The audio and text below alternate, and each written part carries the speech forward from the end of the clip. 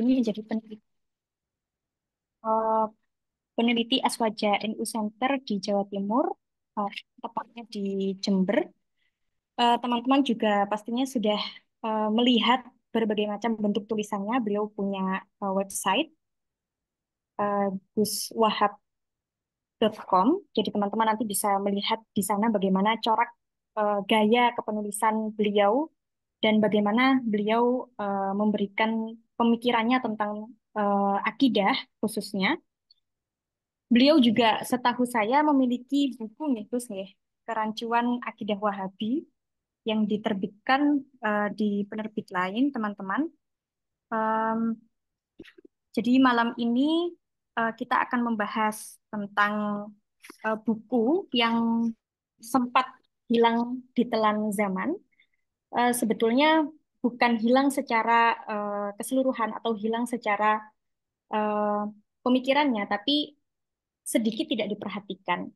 Seperti itu. Jadi nanti akan kita bahas. Kemudian yang sama-sama kami hormati, CEO kami, CEO founder dari Turos Pustaka, ada Pak Lukman Hakim selaku direktur dan juga CEO founder dari Turos Pustaka. Eh, Baik, Bismillahirrahmanirrahim. Assalamualaikum warahmatullahi wabarakatuh. Waalaikumsalam warahmatullahi wabarakatuh.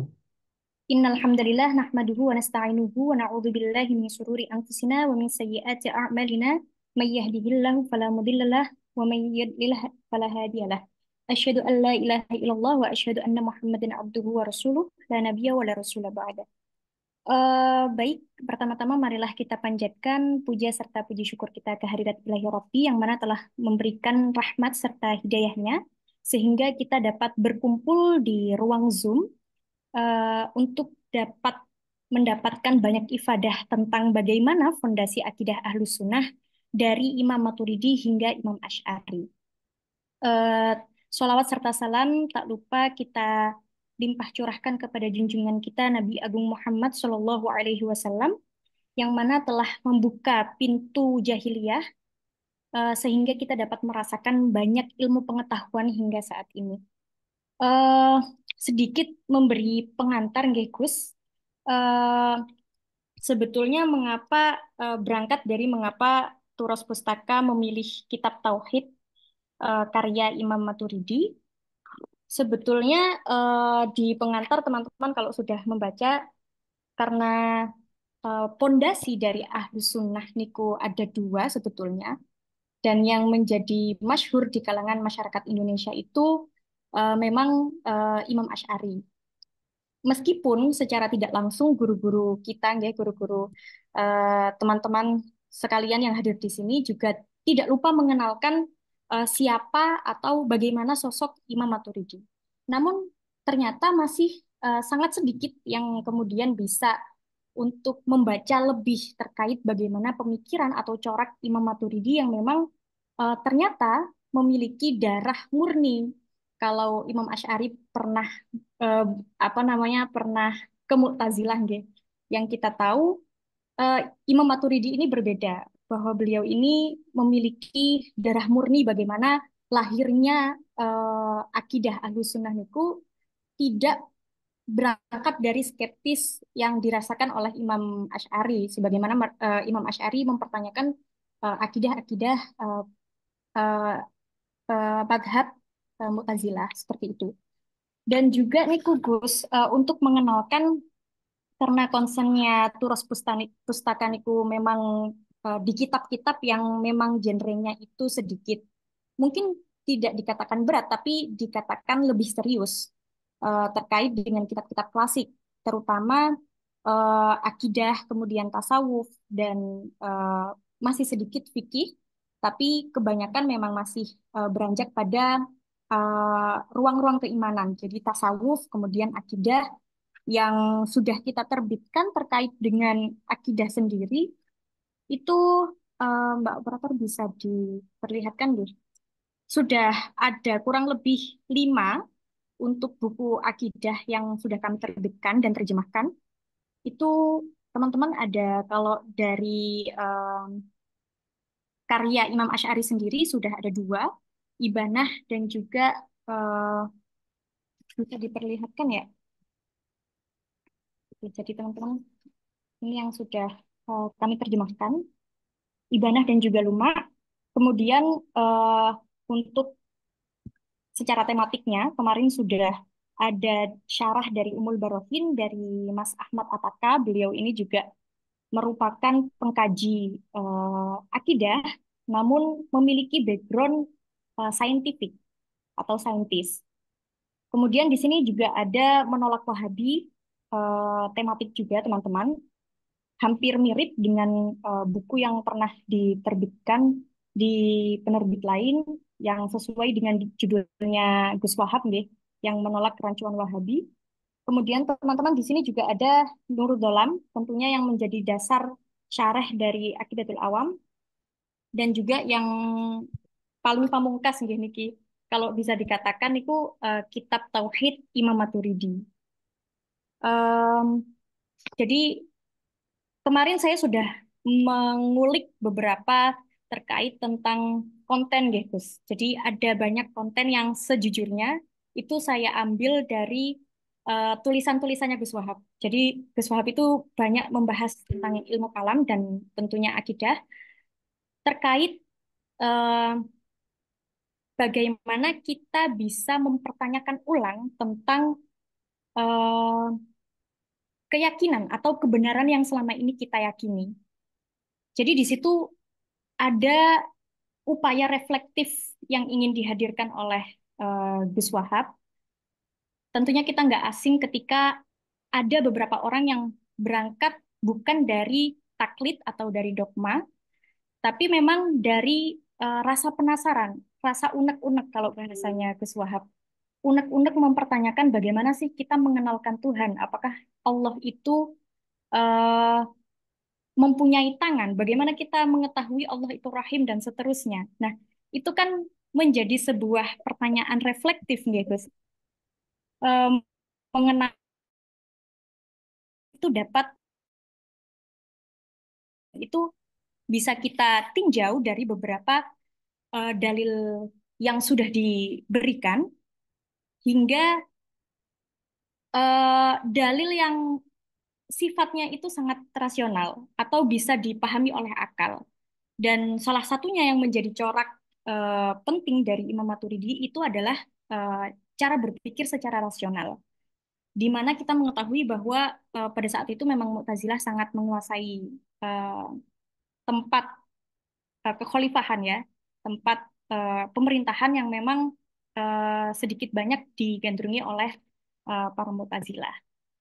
Eh, dari konten-konten yang sudah disebarkan juga di Turas Pustaka, Gus, banyak sekali pertanyaan tentang, oh ternyata eh, kita itu boleh, Gus, ternyata mempertanyakan bagaimana Tuhan, bagaimana eh, kita mengetahui atau mengenal Tuhan itu melalui tadi, entah itu bentuknya mempertanyakan ulang atau entah itu bentuknya adalah mentakwilkan dan seterusnya. Padahal nanti akan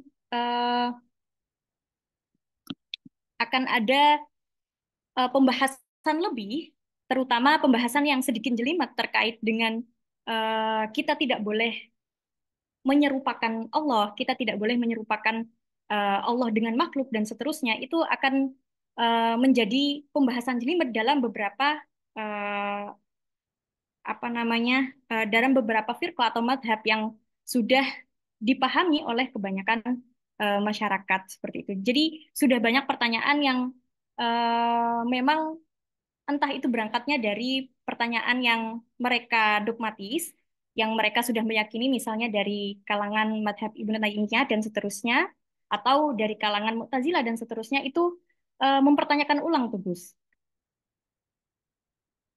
Boleh eh, boleh dipindah ya? Dipindah saja.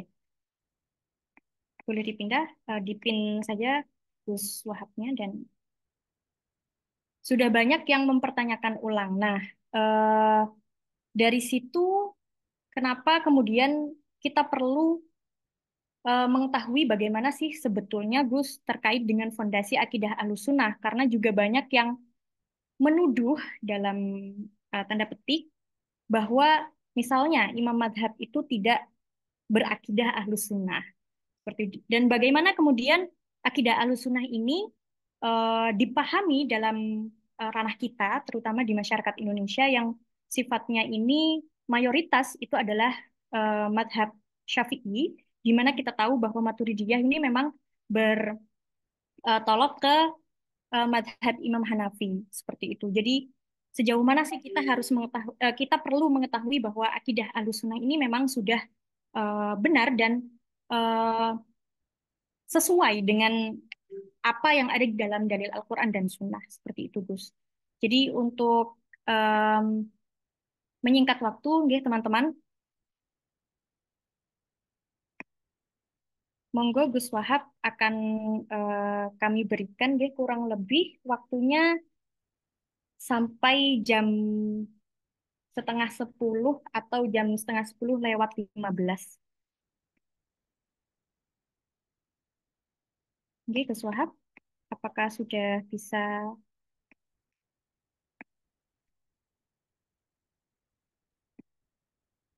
apakah sudah bisa, Gus? Bentar. Baik. Assalamualaikum warahmatullahi wabarakatuh. Waalaikumsalam warahmatullahi Waalaikumsalam wabarakatuh. warahmatullahi Waalaikumsalam wabarakatuh. warahmatullahi Baik, Wabarakatuh.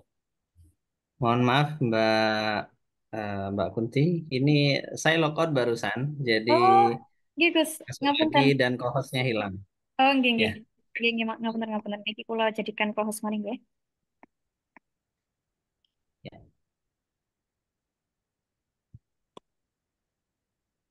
Nggih, siap. Ampun, Gus.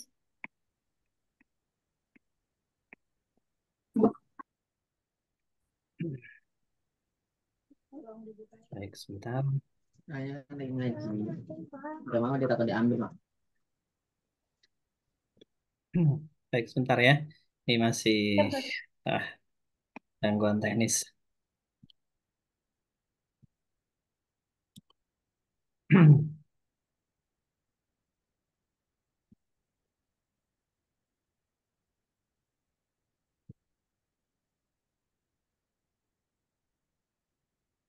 Ya. eh, Assalamualaikum warahmatullahi wabarakatuh.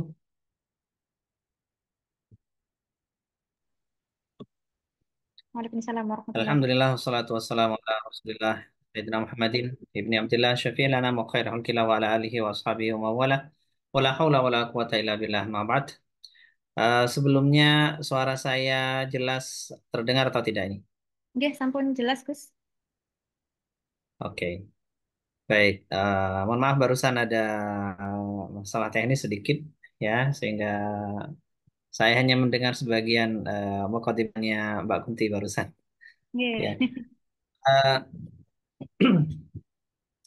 Baik, Alhamdulillah malam hari ini kita dapat bertemu secara virtual ya dalam bedah kitab Tauhid ya karya Imam Maturidi ini. Ini sebuah kitab masterpiece ya karya seorang imam yang kata Mbak Kunti tadi belum terkontaminasi ya. Ya, Nggih. eh, karena murni dia beliau muncul dari akidah yang yang Ahlus Sunnah wal Jamaah sedari awal ya. Sebelum kita mulai, izinkan saya untuk berterima kasih kepada pihak Turos Pustaka ya. Turos, penerbit Turos yang sudah menerbitkan banyak buku-buku bermutu, buku-buku akidah Ahlussunnah wal Jamaah yang berat-berat sebenarnya, yang itu eh, apa? Saya nggak ngerti logikanya gimana. Biasanya banyak penerbit itu kan mikirnya gimana caranya buku-buku itu yang ringan, yang mudah dibaca, pasarnya luas. Tapi Turos ini enggak. Turos ini menerbitkan yang betul-betul dibutuhkan oleh pasar yang seharusnya mereka baca, bukan apa yang eh, biasanya mereka beli, bukan begitu, begitu kan. Dan itu adalah sebuah apa ya, anugerah ya saya kira itu ya, sebuah anugerah dari Allah Subhanahu Wa Taala di mana butuh juhud, butuh kesungguhan untuk berdiri di pihak ini, di sisi seperti ini, sisi idealisme ya. Eh, dan juga yang saya hormati kepada para pemimpin Turos ya, juga Mbak Kunti Zulfa selaku moderator yang barusan ada chat ini, chat lewat ini, moderatornya imut katanya. Ternyata masih muda kan. Ya, selalu aja ya ada yang begitu untuk hiburan ini mungkin. Oke. eh, Langsung saja ada karena waktu kita terbatas, saya ingin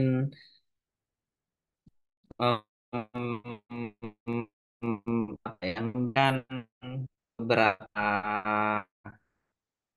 penjelasan dengan judul yang diberikan kepada saya, yaitu tentang fondasi akidah sunnah wal jamaah ya. Jadi saya mau bercerita sedikit tentang ini, bagaimana fondasi akidah itu dari awal mula, dari yang Ngapunten Gus, paling ini sedikit paling putus-putus ya. awal. Gus Wahab, ngapunten.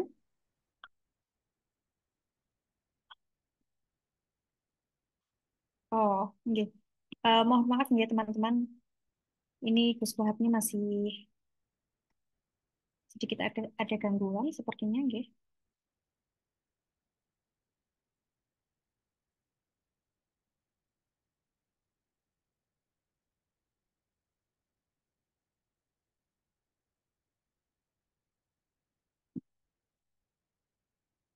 Oh, coba kita lihat dulu apakah Wahab sampun. Oh, nggih, izinkan ya. Kita jadikan co-host dulu.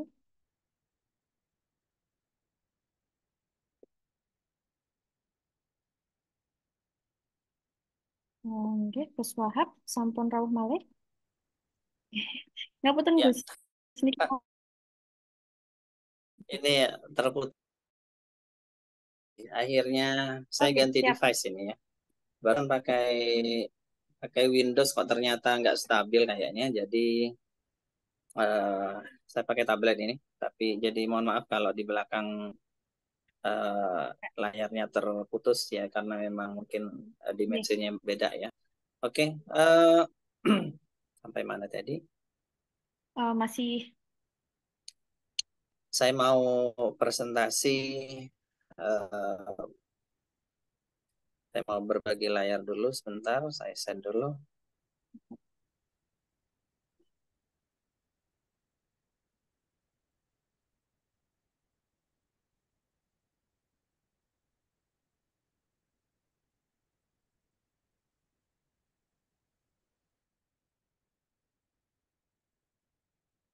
ini semua. Oke, terlihat atau tidak? Ampun terlihat Gus.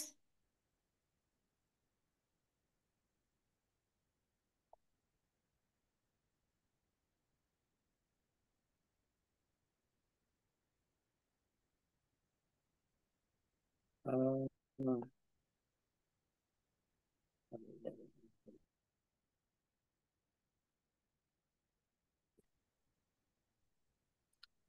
Halo, apakah layar ini Nggih, terlihat? ampun.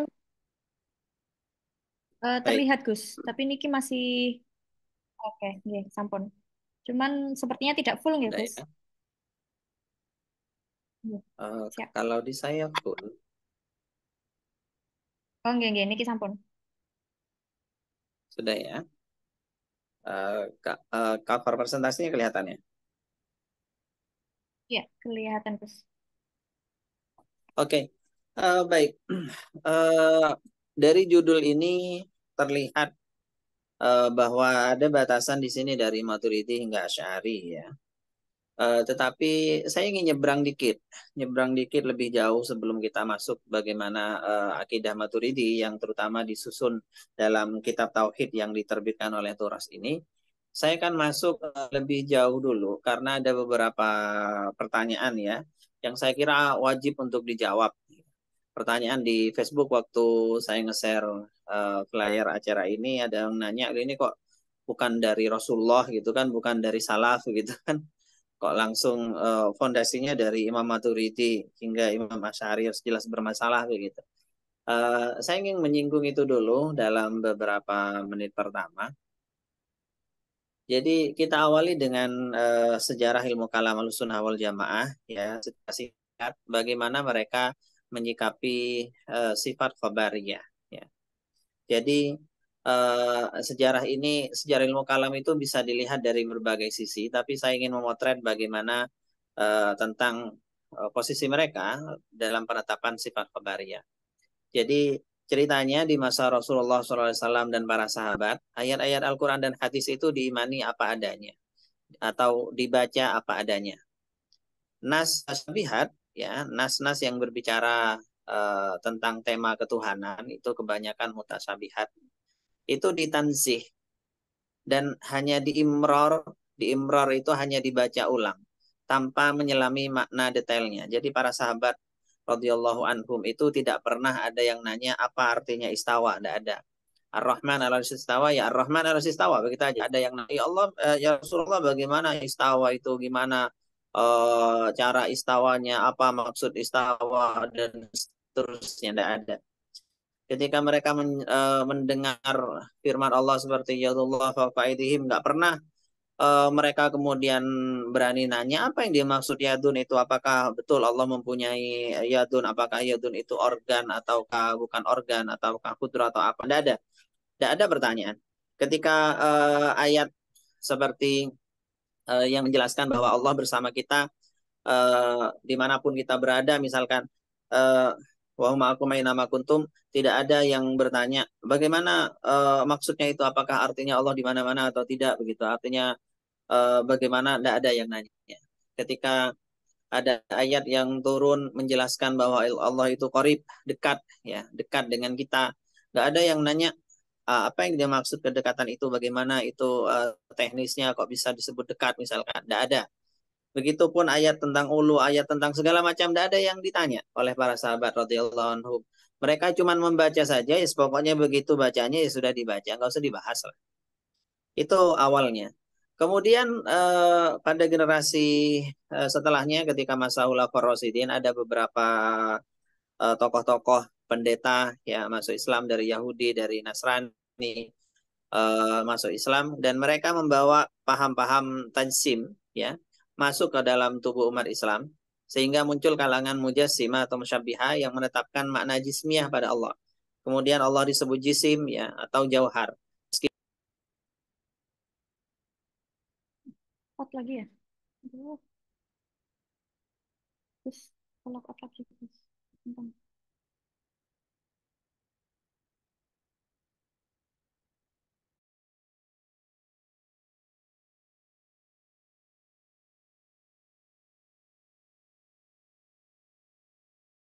Maaf, nggih. Mohon maaf teman-teman, durasian di sini sedikit ada kendala teknis, nggih. Tapi saya masih mencoba untuk menghubungi. Oh, iya, ya.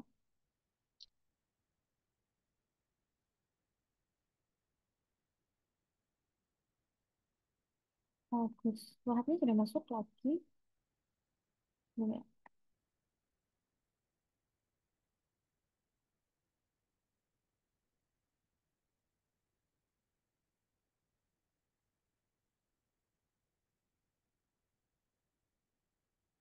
Oh, enggak, enggak. Bentar.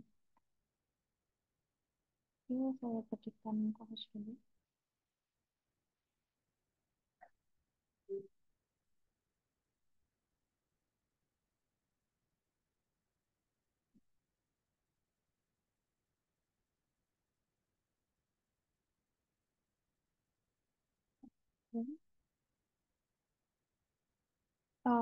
Gus Wahab, kenapa sampun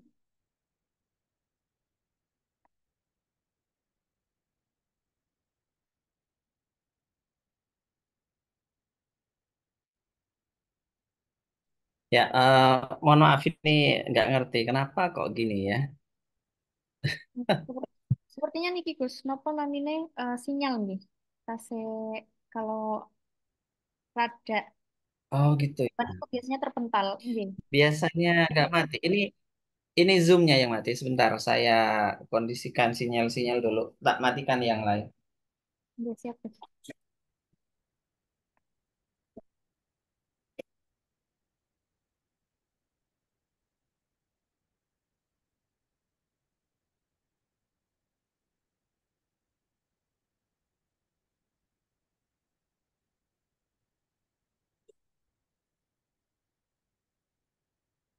Nggih, jadi teman-teman kita tunggu sebentar nggih. Sedikit ada kendala teknis. Insya Allah akan kita niki waktunya sampai jam 10 nggih mboten napa-napa Gus. Kalau misalnya masih ada Oke, kendala dan oke, oke, oke, nggak apa-apa. Ini saya persingkat saja sebentar. Waduh, ini biasanya lancar kok.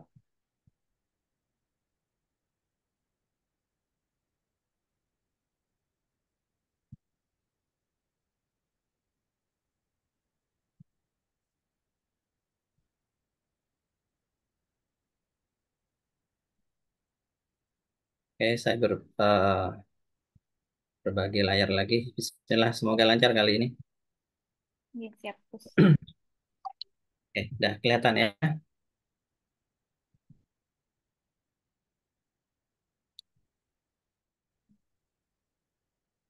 Oke, kemudian setelah muncul itu orang-orang yang mengatakan bahwa Allah itu jisim ya jismun, tapi mereka beri catatan karena mereka percaya laisa kamisli sayun, mereka memberi catatan bahwa itu jismun la kal ajsam. Meskipun Allah jisim tapi nggak sama dengan jisim yang itu. Gitu. Seluruh mujasimah di Islam itu tidak ada yang sampai pada taraf kafir sebenarnya. Semuanya di ahli bid'ah karena semuanya meyakini bahwa mereka tidak menyamakan Allah meskipun meyakininya begitu. Kemudian muncul uh, sebagai balasan muncul orang-orang yang berlebihan dalam menafikan kesamaan dan Allah dengan manusia atau mentanzih akhirnya disebut golongan Jahmiyah yang kemudian diteruskan oleh Mu'tazilah. Mereka mengatakan Allah itu bukan hanya bukan jisim tetapi bahkan tidak mempunyai sifat apapun. Oke. Kemudian sebagai hipotesis akhirnya muncul Asy'ariyah dan Maturidiyah ya yang mengembalikan keadaan seperti semula dengan tambahan dalil rasional. Jadi posisinya itu seperti ini. Tesisnya itu adalah kalangan Mujasimah itu muncul di awal, lebih awal dari Jahmiyah.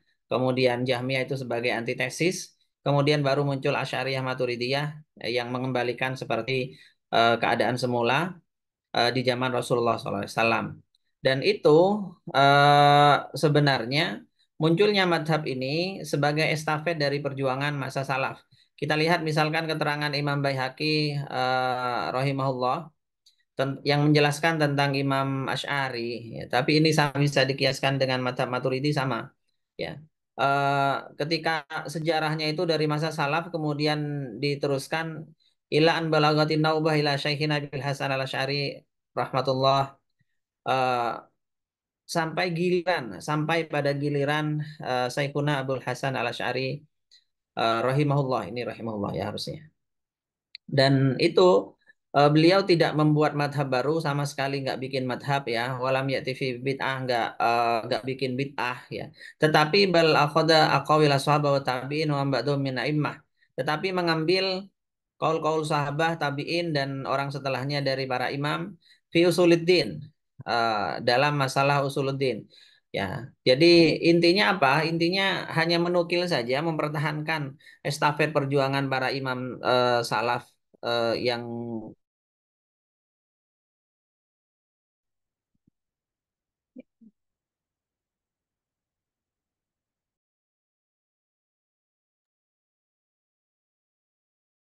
Mohon maaf ya teman-teman. Sepertinya memang sedikit ada kendala. Saya hubungi dulu untuk usahanya. Bentar lagi ya.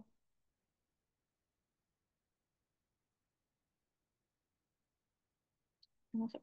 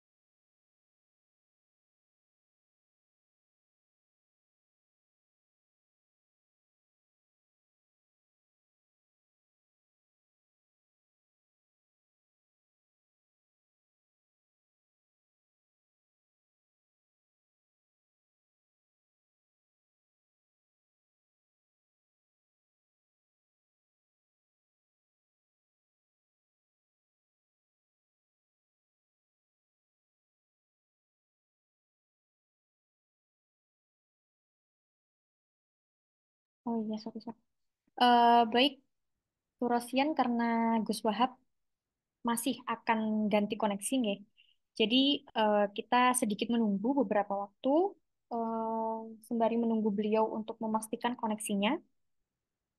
Jadi untuk teman-teman yang barangkali sudah pernah membaca beberapa buku akidah, terutama buku akidah yang menjadi landasan di akidah Ahlus Sunnah seperti Ibanah, Luma, kemudian salah satunya eh, Kitab Tauhid dari Imam Maturidi, dan ada pertanyaan terkait pembahasan yang sedikit rumit ataupun pembahasan yang belum dipahami, teman-teman bisa untuk mempertanyakannya di webinar kita kali ini.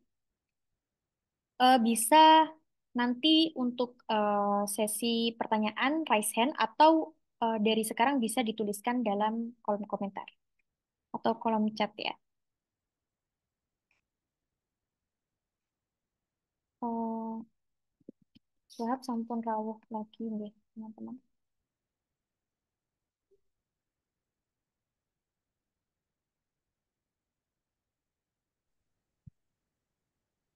Aduh, ini saya ganti wifi nih. Coba saya konekkan ke yang lain dulu. Aduh, Iya, bagus.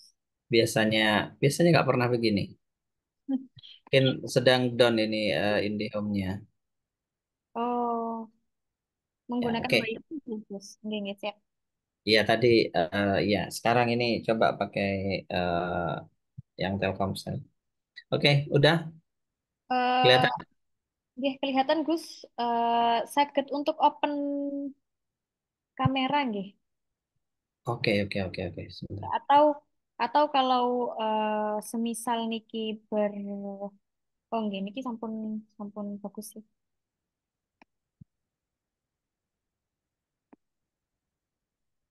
Nah, Saya belum open kamera, tak? nggih, Sudah bagus. ya. Ya, jadi sebenarnya para imam itu hanya meneruskan perjuangan dari ulama-ulama salaf terdahulu, sama persis. Hanya di sini kata kuncinya adalah takwiyah. Takwiyah itu penguatan. Jadi apa yang diajarkan oleh para imam sebelumnya dikuatkan kembali dengan argumen-argumen yang baru. Itu intinya intinya ada di situ. Kemudian mereka menjadi wasara ra'san fil ilmi min ahli sunnah fi qadimid dahr. Dan akhirnya Imam Abdul Hasan al-Asy'ari menjadi pemimpin dalam ilmu dari kalangan ahlus sunnah sejak dulu ya. Kemudian eh, perlu diketahui ini terkait dengan Asy'ariyah, tetapi sama saja sebenarnya karena ini kembar ya, Asy'ariyah dan Maturidiyah ini. Eh, di sini ada keterangan dari Tabaqatus Syafiyah Al-Kubra Al-Subki ya, bahwa ila man Abul Hasan lam yabda ra'yan walam yunshi madhaban ya. Ketahuilah bahwa Imam Abul Hasan itu sama sekali tidak bikin madhab dan tidak mendirikan tidak sama sekali tidak mendirikan madhab dan tidak membuat pendapat baru, sama sekali tidak mendapat. Eh, yang dia lakukan wa innama huwa muqarrirun lima dzahibis salaf, ya. Munadilun amma kanat alaihi sahabat Rasulullah SAW. Jadi yang terjadi itu hanya menguatkan kembali madhab salaf dan membela apa yang diyakini oleh para sahabat Rasulullah SAW. Fal intisab ilaihi inama huwa bi'tibari annahu aqada ala tariqis salaf nitaqan wa tamassaka bihi wa aqamal hujjat wal barahin alaih. Jadi kenapa kok meritisab kepadanya, kepada Imam Asy'ari gitu, atau kan ke Imam Maturidi itu semata-mata karena beliau adalah orang yang merajut, ya, jalan salaf itu, dan beliau yang kemudian berpegang teguh dan menyusun hujah-hujah dan argumen-argumen yang kuat terhadapnya.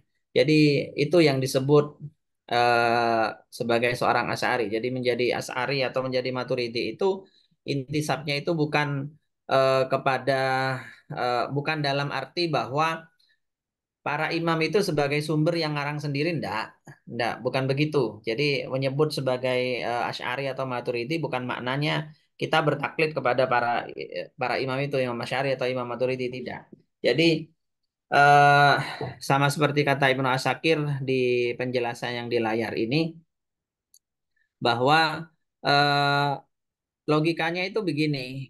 Eh, Coba lihat madhab Malik, beliau beliau menyuruh melihat. Apakah kamu tidak melihat bagaimana penduduk Madinah itu menisbatkan diri kepada Malik bin Anas, begitu kan? Eh, jadi Imam Malik itu diikuti oleh Ahlul Madinah, ya. Padahal Imam Malik itu lahir kapan? Imam Malik itu eh, bukan membuat agama, bukan membuat fikih baru, bukan. Sebenarnya Imam Malik hanya mengikuti ulama sebelumnya sampai Rasulullah SAW. Hanya saja Imam Malik itu menambahi bayanan, keterangan, wa baston, wa hujjatan, wa syarhan. Jadi memberikan penjelasan-penjelasan, hujah-hujah dan keterangan baru, keterangan pelengkap begitu. Dan juga menyusun kitab. Itu makna penisbatan terhadap para ulama. Jadi jangan diartikan kalau kita Asy'ari kemudian eh, menjadikan Imam Asy'ari sebagai sumber utama seolah-olah beliau yang ngarang, jadi nggak ikut Rasulullah, itu penalaran yang sesat gitu. Begitu juga ikut Imam Abu Hanifah atau Imam Maturidi berarti eh, pokok pertama itu di imam-imam tersebut, enggak, bukan begitu. Dan kemudian madhab ini diikuti oleh mayoritas ulama. Ya, saya kira sudah jelas di sini. Saya skip aja. Kita langsung saja ke pembahasan tentang sistematika, sistematika pembahasan Imam Maturidi dalam kitab Tauhid yang kita bedah bukunya pada malam hari ini, dan bagaimana perbandingannya hingga sampai Imam Asy'ari. Jadi begini. Dalam sistematika pembahasan kitab Tauhid, ya, Imam Maturidi ini memulai pembahasannya dari poin paling awal tentang akidah, yaitu pada poin akli dan nakli. Jadi bisa dilihat di situ bagi yang sudah punya bukunya, yang belum bisa bisa beli, ya. Tentang yang pertama itu adalah eh, sumber ilmu, sumber ilmu pengetahuan yang ada dari panca indera, ada dari kabar, ada dari rasio, ada tiga, ya. Yang beliau tekankan bahwa ilmu agama itu selalu didapat dari tiga sumber ini. Dari panca indera itu berarti dari pengamatan indrawi, dari kabar itu berarti dari Quran dan hadis. Beliau juga menjelaskan bagaimana kehujahan Al-Quran, bagaimana kenapa kita harus percaya Al-Quran, apa buktinya Al-Quran itu eh, firman Allah bukan dari Rasul, dan seterusnya. Dan juga dari rasio. Sehingga beliau mengatakan bahwa poin pertama itu adalah, ya, ini akal dan nakal. Ini dua-duanya ini harus harus kerja bareng, harus kerja bareng. Nah, kenapa kok poin pertama itu bukan Al-Qur'an misalkan? nggak langsung pakai Al-Quran saja atau hadis saja. Kenapa kok memakai akli? Kenapa kok memakai rasio? Misalkan semuanya itu pasti diawali dengan rasio. Kenapa begitu? Karena sebenarnya di titik poin paling awal orang itu tidak akan percaya Al-Quran dan Al-Hadis kalau dia belum percaya kepada Allah Subhanahu wa Ta'ala. Jadi orang-orang kafir misalkan kita kasih Al-Quran, nggak bisa itu. Nggak bisa. Karena mereka nggak percaya kepada start paling awalnya, kepada Allahnya. Orang ateis kita pakai hujah dari Al-Quran dan hadis. Ya percuma. Karena nggak percaya start paling awalnya. Akhirnya start paling awal ini kita bicara tentang akal dulu. Bagaimana akal itu kemudian mendapat pengetahuan dari tiga sumber ini. Dari panca indera, dari kabar, atau dari penalaran. Nah, itu disebutkan oleh Imam Maturidi. Kemudian akidah, bagaimana hubungannya dengan akidah? Ya, terkait dengan dalil adanya Tuhan dan sifatnya dari hasil observasi terhadap alam semesta. Jadi disebutkan panjang lebar di buku ini bagaimana kaitan pengamatan observasi dari panca indera. Kita lihat misalkan alam ini yang terus berubah. Perubahan itu apa artinya? Artinya ada awalnya sehingga pasti ada yang menciptakan begitu. Kemudian banyaklah hal-hal yang bisa dibaca sendiri di buku ini. Intinya dari hal-hal yang kita ketahui, yang kita amati sehari-hari itu menjadi dalil bagi akidah tentang wujudnya Allah, tentang sifat-sifat Allah dan seterusnya. Itu semuanya gabungan dari dalil-dalil yang bersifat pengamatan, kemudian dari kabar. Dari kabar itu berarti dari nukilan Al-Quran dan hadis dan juga dari pemikiran rasional. Nah, dalam membahas sifat-sifat Tuhan, Imam Maturidi kemudian menjelaskan banyak isu di sini. Jadi misalkan tentang Allah, bagaimana Allah itu maha segala-galanya, ya. Bagaimana Allah itu berkehendak bebas. Bagaimana Allah itu mempunyai kesempurnaan dan seluruhnya. Allah itu maha melihat dan Allah itu dilihat nanti di akhirat misalkan. Itu adalah topik-topik yang dibahas dalam buku ini. Itu semuanya menggunakan apa pendekatan yang sama tadi dari sumber-sumber ketika sumber ilmu pengetahuan itu. Kemudian tak lupa juga Imam Maturidi menjelaskan tentang prinsip tanzih di sini. Misalkan kalau dalam buku ini di poin nomor 12 halaman 193 misalkan tidak ada penyerupaan atau tasbih dalam nama dan sifat Allah. Itu semuanya menjelaskan tentang tanzih, prinsip tanzih. Tanzih itu artinya menyucikan Allah dari segala yang tidak layak, tidak layak eh, untuk disandangkan atau untuk diyakini terhadap Allah Subhanahu wa taala.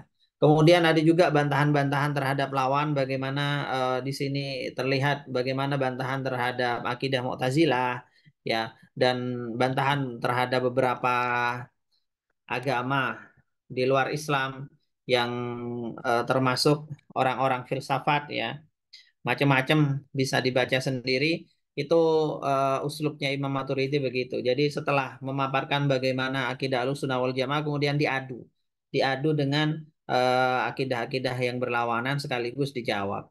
Kemudian ada poin juga sebenarnya di kitab aslinya tentang kerasulan dan beberapa isu lain seperti tindakan Tuhan manusia, takdir, syafaat, dan kemahalukan iman. Tetapi ini belum diterjemah di buku ini. Jadi buku ini masih nerjemah kira-kira 60% dari kitab aslinya. Eh, Semoga saja cepat, ya, lanjutannya diterbitkan oleh Turas Pustaka tentang kitab Tauhid ini, seri kedua dari kitab Tauhid yang bahas tentang kerasulan dan isu-isu yang lain gitu. Nah, ini sistematika pembahasan Imam Maturidi. Jadi dimulai dari start paling awal. Kita bandingkan dengan Al-Luma misalkan karya Imam Asy'ari yang itu juga ternyata sudah diterjemah juga oleh Turos, ya, sudah tadi disebutkan. Ini juga dikoleksi. Jadi yang punya kitab ini silakan beli yang Luma juga karena itu menjadi pelengkap, ya.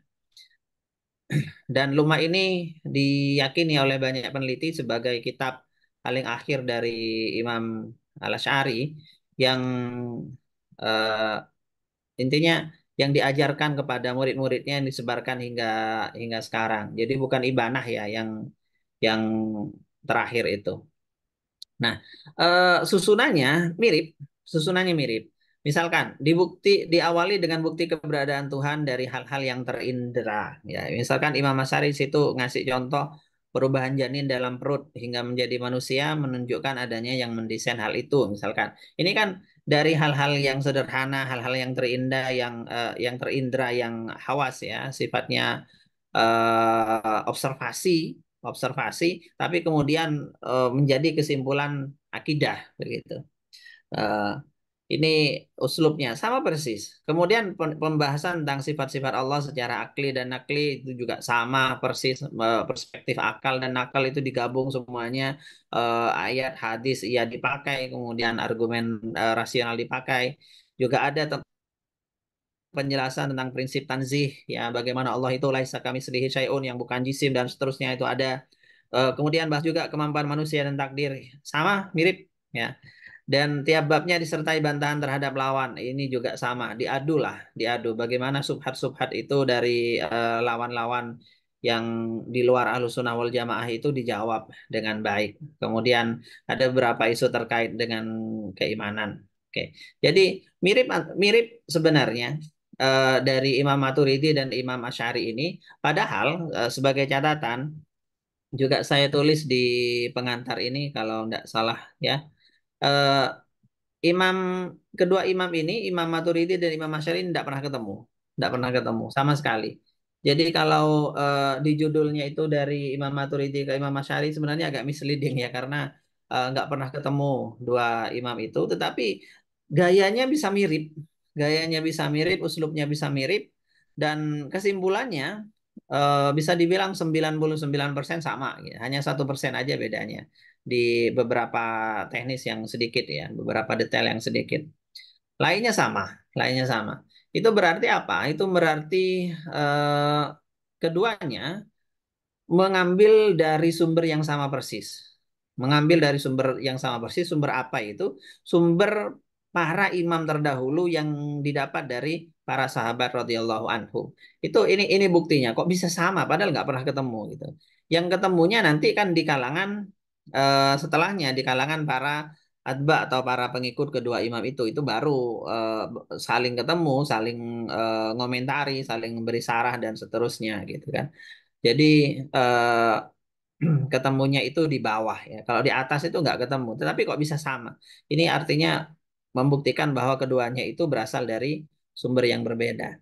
Lalu kok sumber yang sama, maaf. Lalu fondasi utamanya itu bagaimana? Fondasi utamanya itu bisa dilihat ada tiga sebenarnya. Yang pertama, ciri khas kedua madhab ini, baik madhab Maturidi maupun Asy'ari itu adalah pertama menguatkan nakal atau ajaran Quran hadis dengan argumen akal atau hujah rasional. Jadi ini jalannya. Jadi apa yang ada di Quran hadis itu dikuatkan dengan argumen akal, dikuatkan. Quran hadis misalkan dulu di-challenge oleh kalangan Mu'tazilah ya.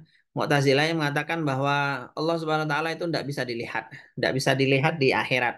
Dalam hal ini hadis Rasulullah, hadis sahih itu betul-betul mereka buang. Padahal itu sahih sekali. Mereka buang begitu saja, nggak diterima. Lalu kemudian di oleh Imam Maturidi dan Imam Asy'ari bisa dibaca sendiri di kedua kitab mereka itu ditetapkan dengan tegas bahwa melihat Allah itu mungkin, melihat Allah itu mungkin karena itu nakal ya. Melihat Allah itu mungkin dan subhat-subhatnya dijawab dengan baik ya. Dengan argumen yang rasional. Nah, kemudian pondasi kedua adalah menetapkan apa yang ditetapkan oleh Allah dan Rasulullah ya otomatis ya karena memakai nakal itu yang ini disebut sebagai isbat. Jadi isbat itu menetapkan apa yang ada, apa yang sudah sahih dari nas itu isbat namanya. Jadi semua yang ada di Quran hadis itu ditetapkan, pokoknya sahih, begitu kan? Pokoknya sahih, nggak ada yang diingkari sama sekali. Tetapi dengan catatan isbatnya nggak melulu isbat, karena kalau melulu isbat secara ngawur itu jadinya mujassimah nanti. Nah, isbatnya disertai oleh prinsip ketiga yaitu tanzih. Menafikan seluruh makna yang tidak layak disandang oleh Allah Subhanahu wa taala. Jadi begini, apa pondasi akidah Ahlussunnah wal Jamaah itu ada di tiga unsur ini, ada di tiga poin ini. Dan ini sama semuanya, sama semua, nggak ada perbedaan. Kalaupun ada perbedaan itu di kesimpulan di detail-detail yang apa detail-detail yang memang sifatnya far'i, sifatnya cabang ya, bukan usul. Kalau di usul itu sama semuanya. Apa yang sudah sahih ada di Quran hadis ya ditetapkan. Berarti nggak ada celah untuk mengatakan bahwa Ahlussunnah wal Jamaah itu takdil atau mu'attilah ya, karena menafikan banyak sifat misalkan. Itu nggak ada ceritanya. Ada yang mengatakan menafikan sifat ulu misalkan. Bukan ulu yang dinafikan, ulu itu ditetapkan. Yang dinafikan itu makna yang tidak layak bagi ulu apa? Misalkan ketinggian yang diartikan sebagai Allah bertempat misalkan. Nah, itu yang di pemaknaan ini yang dinafikan, bukan ulunya. Ulunya itu ditetapkan. Kemudian yadun misalkan, ainun, wajhun. Wah, itu ditetapkan karena itu nakal. Jadi harus isbat. Tetapi pemaknaan terhadap yadun, ainun, wajhun dan seterusnya yang tidak benar itu yang tidak boleh ditetapkan, itu yang harus dinafikan. Pemaknaan seperti apa? Misalkan kalau diartikan sebagai organ-organ tubuh, misalkan. Nah, itu yang harus dinafikan. Jadi yang dinafikan bukan yadun, bukan ainun dan seterusnya. Istawa misalnya, istawa semuanya mengimani istawa karena itu prinsip isbat ya. Dan bahwa Allah itu istawa ala ras itu semuanya sama, itu semuanya sama. Di kitab ini pun akan dijelaskan, bahkan ada pembahasan khusus ya di kitab tauhid ini, penjelasan tentang aras misalkan. Eh, sama, cuman pemaknaan terhadap itu yang tidak layak, nah itu yang dihilangkan. Jadi masalahnya di pemaknaannya, bukan dengan isbat atau tidak isbatnya, semuanya isbat. Kalau nggak isbat itu kayak Mu'tazilah, dibuang begitu saja. Ayatnya langsung ditakwilkan entah wis nabrak-nabrak begitu, dan hadis langsung dibuang, biasanya itu gaya-gaya Mu'tazilah.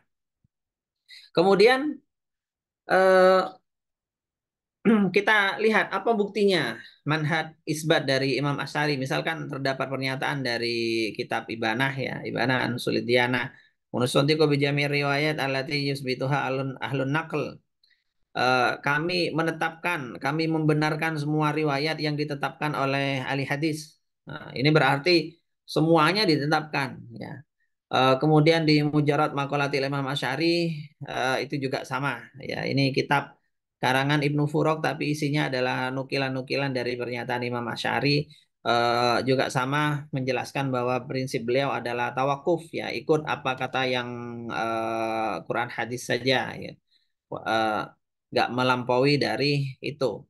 Kemudian kalau Imam Maturidi misalkan di kitab ini ada dijelaskan di beliau bersabda, beliau berkata, Imam Abu Mansur berkata, Sumal wasfurillah bi anhu qadirun alimun hayyun karimun jawadun, misalkan penyifatan Allah dengan qadir, alim, hay, karim, jawad ya, Allah maha kuasa, maha mengetahui, maha hidup, maha apa, maha luhur, maha dermawan itu, dan watasmiyah biha hakun minas sam'i. Nah, itu adalah benar dari sam'i. Sam'i itu yang dimaksud, sam'i itu adalah dalil nas. Ya, Quran hadis disebutkan di sini. Eh, bukan hanya sam'i juga, wal aqlih jami'an, dan juga rasio juga ya. Fasam'u maja bil Quran wasa iru kitabillah. Jadi yang disebut sam'i, sama, itu adalah kabar dari yang dibawa oleh Al-Quran dan kitab-kitab Allah yang lain misalkan. Ini adalah bukti isbat ya. Kalau tanzihnya sudah jelas sebenarnya, sudah mafhum ya, penafian terhadap jisim, penafian tentang makna yang tidak layak dan seterusnya, itu sudah maklum dari kitab-kitab kedua imam ini. Tetapi saya nukilkan dari akidah Tahawiyah ya secara ringkas, supaya ringkas. Akidah Tahawiyah ini dirujuk, diterima oleh Maturidiyah dan Asy'ariyah ya. Saya ambil di bawah ya.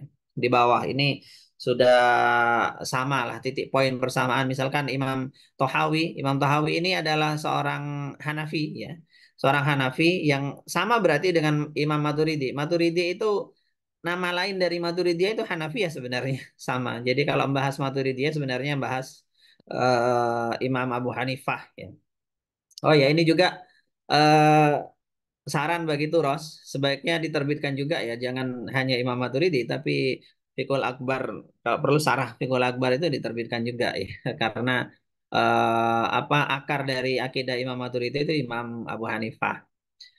Beliau Imam Tahawi menjelaskan madhabnya Imam Abu Hanifah berkata, "Waman wasafallahu bima'na min ma'anil bashar faqad kafar." Siapa yang menyifati Allah dengan salah satu makna dari makna yang berlaku pada manusia, maka dia telah kafir. Begitu, dia telah kufur. Jadi, ini adalah prinsip tansih. Jadi, sifat-sifat yang ada itu semuanya ditetapkan, tetapi dibersihkan dari pemaknaan-pemaknaan yang nggak beres, pemaknaan-pemaknaan yang menodai kesucian Allah. Oke, jadi itu beberapa yang bisa saya sampaikan dalam kesempatan kali ini.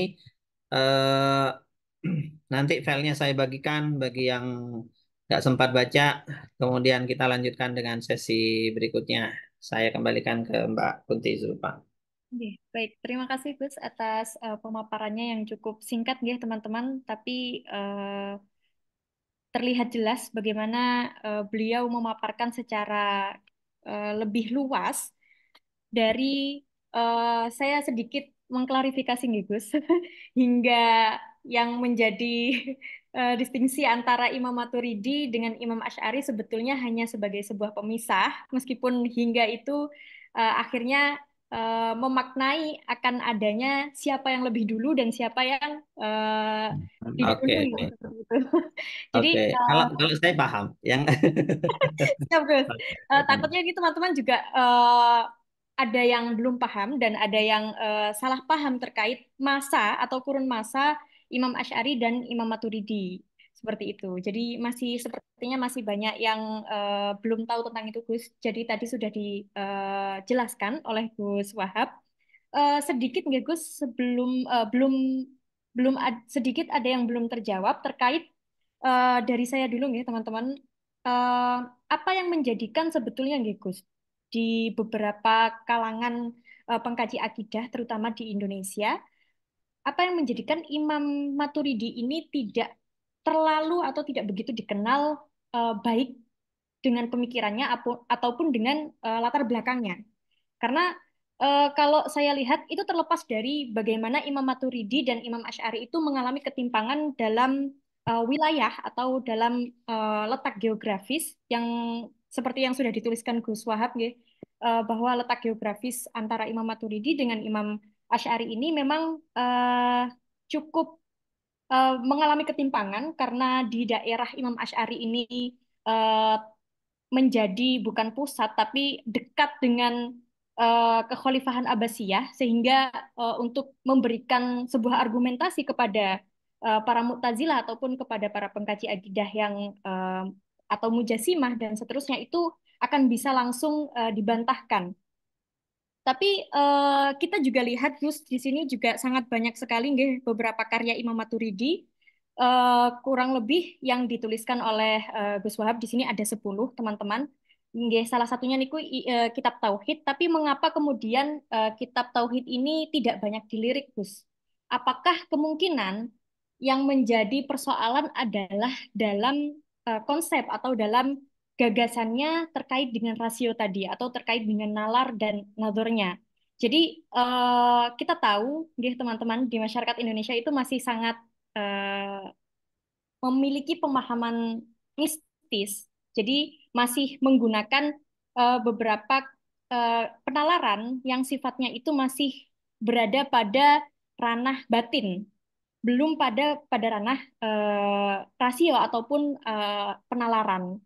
Seperti yang kita tahu nih, kita peralihan kan juga dari Hindu, yang mana Hindu, kemudian Buddha dan seterusnya niku masih memiliki corak yang sangat batiniah agamanya. Begitupun ketika Islam masuk, meskipun memiliki dua corak yaitu rasio dan batinnya, tapi faktanya, nggih, Gus, faktanya di masyarakat Indonesia, terutama di pengkaji akidah niku terlalu getol dan akhirnya terpinggirkan terkait dengan pemikiran Imam Maturidi yang mana sebetulnya justru sangat penting gitu teman-teman untuk kita jadikan sebagai sebuah gagasan.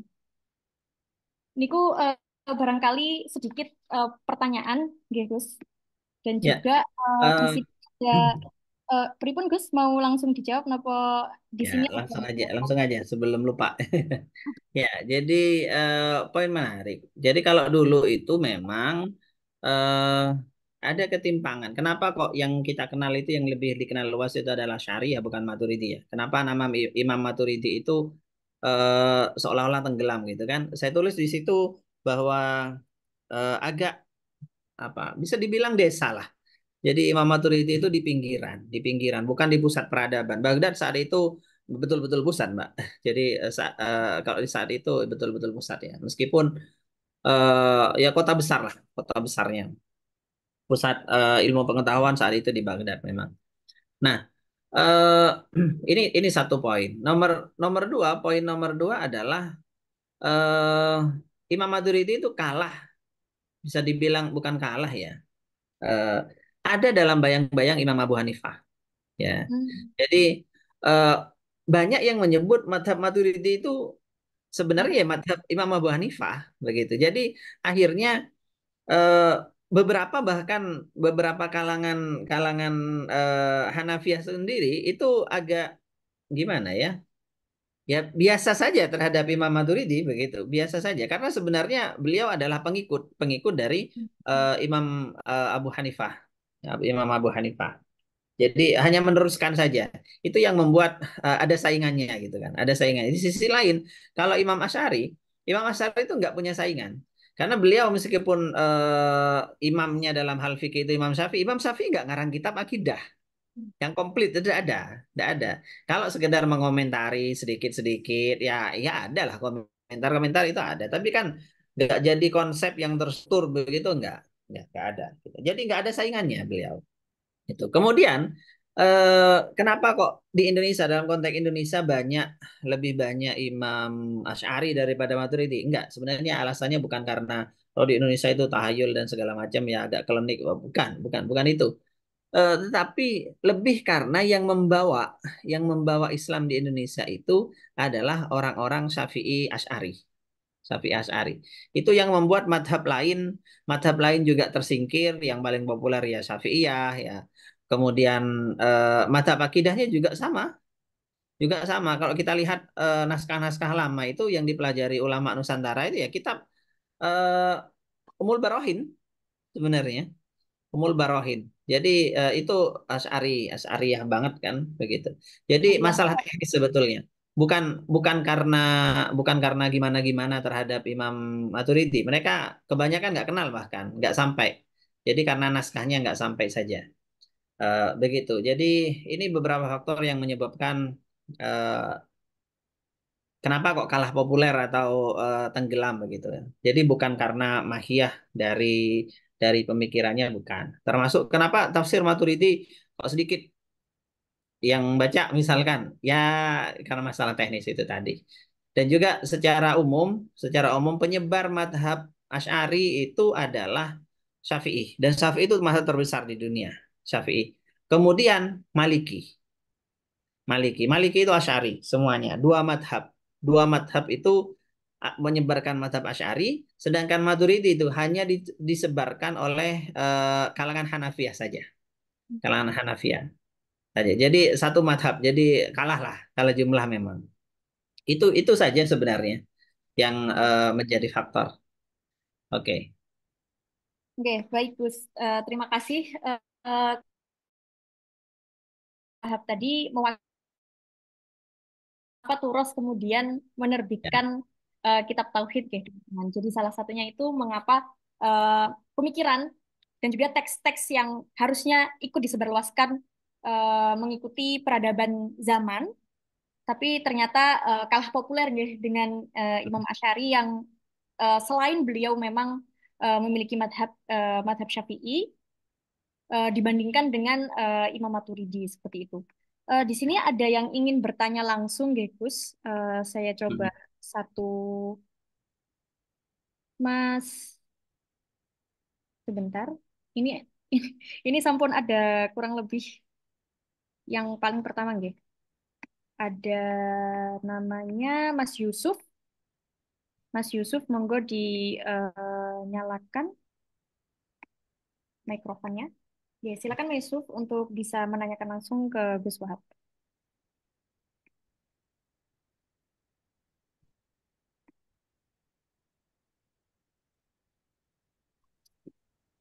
Baik, terima kasih atas kesempatannya Mbak Zulfa.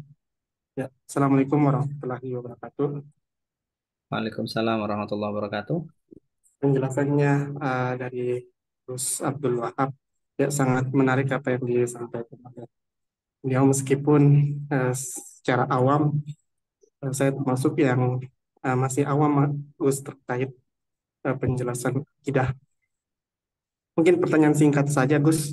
Nah kira-kira kalau pemahaman akidah kita kayak misalnya hanya sekedar bahwa kita meyakini bahwa Allah itu sang pencipta yang menciptakan segala uh, langit dan bumi ini, kemudian meyakini bahwa Rasulullah SAW sebagai utusan Allah yang membawa risalah Islam.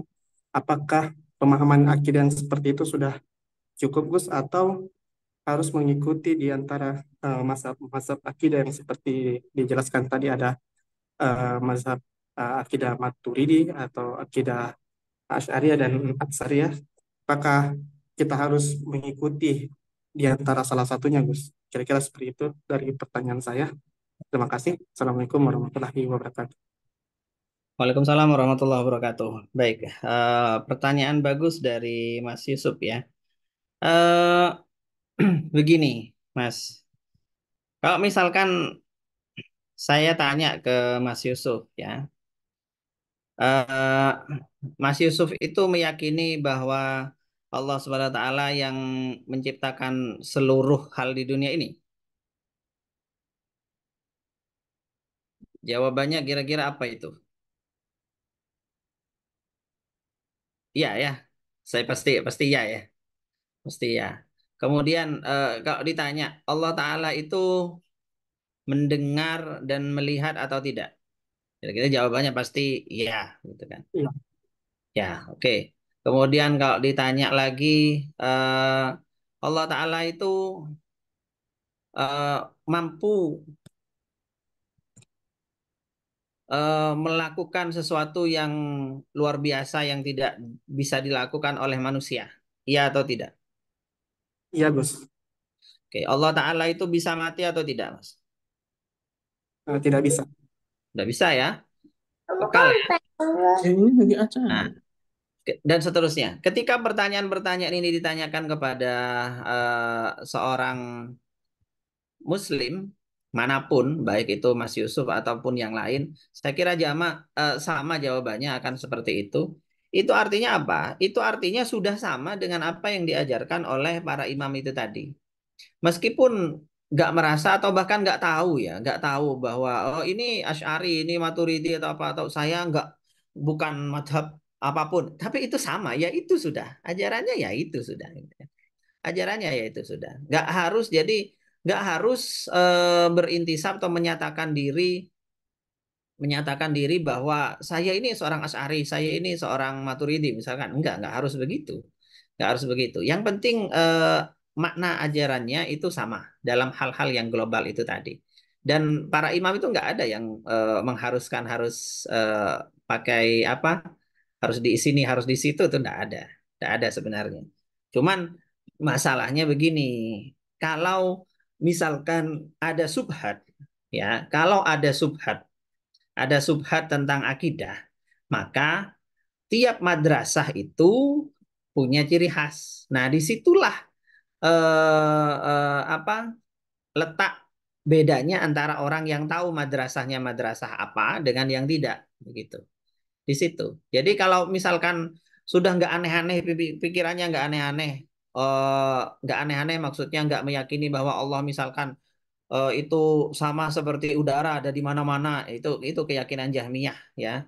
Kita ini ada di dalamnya Allah misalkan, itu keyakinan Jahmiyah.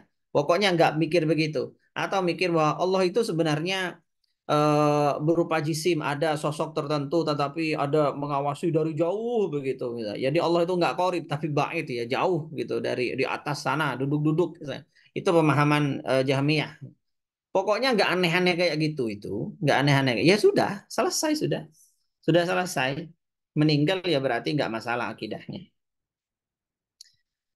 Dan rata-rata orang ya begitu, nggak aneh-aneh, nggak berani kok, nggak berani orang untuk mikir macam-macam itu. Ya Oke, jadi rata-rata. Ya kecuali kalau memang dididik ya, dididik salah.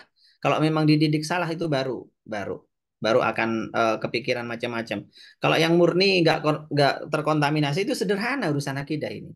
Sederhana, nggak rumit-rumit. Jadi cukup cukup banget, cukup banget. Oke, selanjutnya. oke, terima kasih Gus atas pemaparannya. Semoga memahamkan, guys, Mas Yusuf. Di sini ada yang ingin bertanya lagi. Mas Sakti Prayogo, boleh untuk dibunyikan? Oke, baik. Assalamualaikum warahmatullahi wabarakatuh, Gus. Izin Oh bertanya. iya, Mas. Salam. Ya, siap. Eh, Sebenarnya ada dua yang ingin saya tanyakan, tapi mungkin Gus bisa menjawabnya dengan satu jawaban. Oke, baik. Langsung saja ya. Untuk pertanyaannya, jangan saya simpan di sini. Oke. Nah, misalnya gini, Gus. Apakah benar jikalau misalnya ada orang yang bertanya, eh, di manakah Allah? Maka apakah benar jikalau misalnya kita menjawabnya bahwa Allah itu tidak bertempat dan tidak di mana-mana. Nah, namun kita juga meyakini bahwasanya Allah itu meliputi langit dan bumi beserta segala-galanya gitu. Nah, pertanyaan ini sebenarnya sih udah pernah saya tanyakan ke dosen-dosen saya di kampus saya ini. Nah, katanya itu memang benar bahwa Allah itu meliputi langit dan bumi beserta segala-galanya. Untuk dalilnya itu ada di ayat kursi katanya. Nah, setelah saya cek di ayat kursi ini, saya cek tafsirnya itu bahwa yang dimaksud dengan meliputi langit dan bumi itu adalah ilmunya Allah. Nah, jadi kalau misalnya untuk pertanyaan tadi tentang di manakah Allah, misalnya kan kita jadi penjelasannya ini itu gimana Gus? Apakah memang hanya ilmunya Allah yang meliputi segala-galanya ini ataupun zatnya juga gitu? Ataupun entah gimana penjelasan yang benarnya lah gitu. Oke, sekian mungkin hanya itu yang bisa saya tanyakan. Terima kasih. Oke, terima kasih, Baik. Mas. Monggo. Pertanyaan bagus ya tentang ihatoh. Di Quran itu ada beberapa ayat yang mengatakan innallaha ala kulli syai'in atau bi kulli syai'in muhit begitu ya. Muhit, muhit. Muhit itu meliputi artinya. Eh, yang dimaksud meliputi itu sebagaimana di tafsir-tafsir itu ihatoh yang dimaksud itu adalah mengetahui memang. Mengetahui.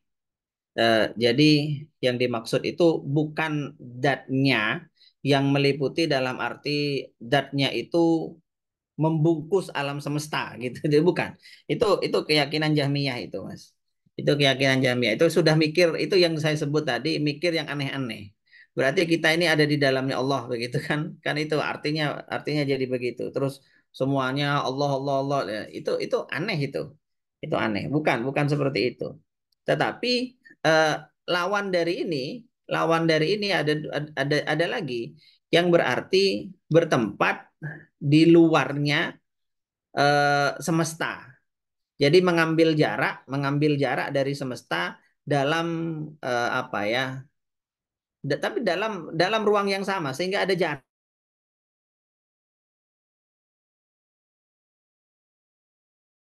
yang disebutkan oleh dalam istilahnya siapa? Imam Baihaqi itu sebagai apa? Iktizal, mencil. Mencil kata orang Jawa, mencil apa mencil itu? Menyendiri ya.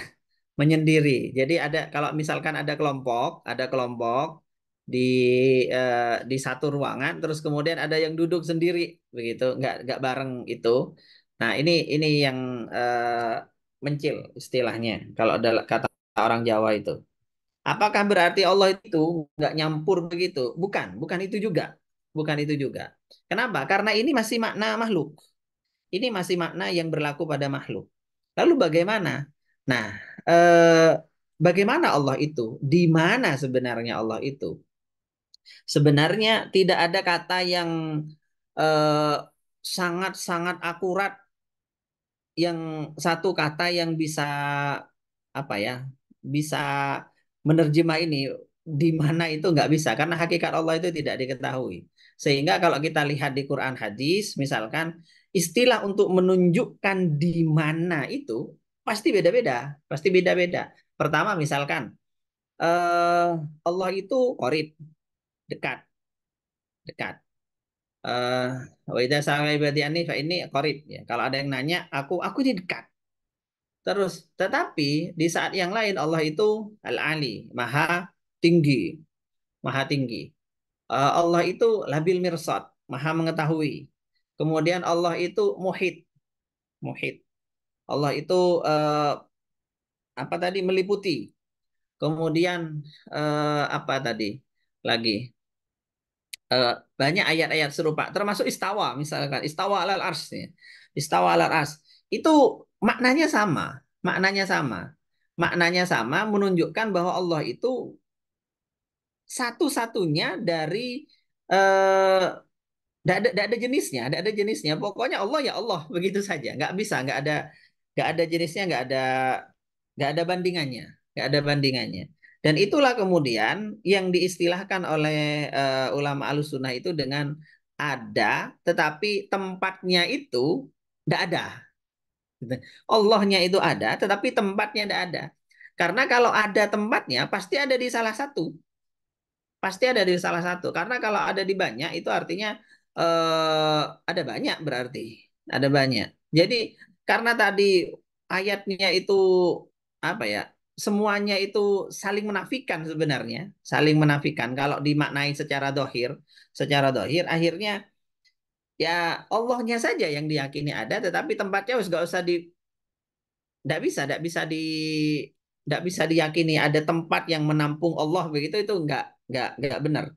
Dalam sisi ini semua sama saya kira, semua sama, cuman istilahnya yang beda-beda itu apa di kalangan Ahlussunnah wal Jamaah, termasuk bagi Hanabilah sendiri pun yang nggak mau apa yang mau saklek ya, yaitu istilahnya sama, maknanya sama, yang ulu yang disebut ya ada tanpa tempat itu. Sampai pada Ibnu Taimiyah misalkan yang paling keras membuli Asy'ari ya gitu kan, ketika pas terpojok ditanya di mana itu, tentang soal di mana itu, dia mengatakan bahwa Allah itu ada di jihah, ada di arah, ada di makan. Tetapi ketika dikejar mengatakan bahwa itu adalah makan adami. Tempat tapi tidak ada, hanya Allah saja. Ya kan sama berarti, nggak hanya Allah saja, nggak ada tempatnya kan sama. Jadi adami itu kan nggak ada artinya. Itu kata-kata lain dari tidak bertempat itu. Akhirnya kan sama dalam hal ini. Misalkan, meskipun ini tidak konsisten ya. Karena yang mengikuti saya di Facebook tahu saya sering ngeritik beliau itu karena tidak konsisten. Kadang ya cocok, kadang nggak cocok begitu kan. Karena beliau itu pernah ngajar kitab Asy'ari juga. Beliau itu salah satu pengajar kitab-kitabnya Imam Ar-Razi pada masa mudanya. Jadi ngajar ngajar kitab Asy'ariyah gitu beliaunya. Jadi ada yang ya pas, ada yang aneh-aneh begitu kan. Oke. Kalau tidak salah Eh, sempat mengaku ya Gus, sempat mengaku menjadi Asy'ariyah juga. oh iya, sempat mengaku dalam persidangan ya, tetapi nggak diakui itu sama murid-muridnya. Nggak ada yang mengakui itu. Meskipun setelah pengakuan itu kemudian aneh-aneh lagi. Ya, aneh-aneh lagi. 19 tahun aneh-aneh lagi. Oke, baik, semoga terjawab ya teman-teman. Di sini ada satu pertanyaan dari kolom obrolan, dari kolom chat, satu saja ya teman-teman sebentar. Pertanyaannya menarik, Gus. Bagaimana sebetulnya transformasi teologis Imam Maturidi dari ajaran dasar Abu Hanifah itu dapat mencerminkan respon terhadap tantangan intelektual dan teologis pada zamannya? Mungkin juga pada zaman sekarang yang kita butuhkan, ya, Gus. Hmm. Kemudian bagaimana juga terkait dengan pendekatan Imam Maturidi dalam menyeimbangkan akal dan wahyu. Soalnya kan ini kalau kita tahu di Barat nggih Gus, yang menjadi tantangan paling mencolok dari eh, tuduhan dogma ataupun tuduhan taklid buta kepada keyakinan masyarakat Muslim itu adalah tidak adanya apa ya porsi akal untuk dapat membaca wahyu itu tadi. Jadi bagaimana kemudian pendekatan Imam Maturidi dalam menyeimbangkan akal niki dan wahyu memperkuat identitas akidah Sunni. Mungkin dapat dijawab, Gus? Monggo. Baik, jadi begini, sebenarnya intinya sama ya, intinya antara isbat dan tanzi. Tanzi itu berarti penggunaan akal. Tanzi itu adalah penggunaan akal. Dan tadi takwiyah sisi penguatan penguatan argumentatif itu semuanya pakai akal ya. Jadi Imam Abu Hanifah meletakkan ajaran itu kemudian dilanjutkan oleh Imam Maturidi. Hanya bedanya apa? Bedanya di pengembangan. Dulu isu-isu di masa Imam Abu Hanifah, isu-isu akidah itu terbatas, nggak begitu banyak seperti di zaman Imam Abu Hanifah. Karena bid'ah-bid'ah itu masih banyak yang belum muncul. Imam Abu Hanifah kan awal sekali ya, abad pertama itu kan, Eh, ya abad kedua Hijriah, awal awal sekali. Tetapi eh, di situ sudah ada, kalau Mujassimah itu sudah ada, Qadariyah sudah ada, itu ateis juga sudah ada. Tetapi istilah-istilah yang teknis-teknis itu nggak ada. Akhirnya Imam Imam Maturidi ini yang kemudian menerjemahkan ajaran-ajaran lama itu untuk berdialog dengan tantangan di zamannya masing-masing. Sehingga konflik dengan Mu'tazilah itu adanya di Imam Maturidi. Imam Maturidi ngerot Mu'tazilah itu banyak. Tapi di Imam Abu Hanifah sendiri belum.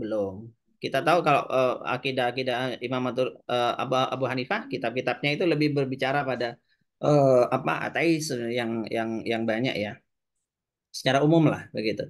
Kemudian eh, mengomentari orang Barat mengatakan akidah Islam itu taklid. Ya itu karena mereka nggak ngerti ya. Sebenarnya yang di sini di buku ini dijelaskan, di buku ini, bahwa taklid dalam akidah itu dilarang, nggak bisa ya. Di Asy'ari juga sama, taklid itu dilarang, nggak ada.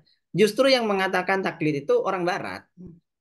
Semua agama di Barat itu taklid. Semua agamanya taklid. Nggak ada yang nggak taklid.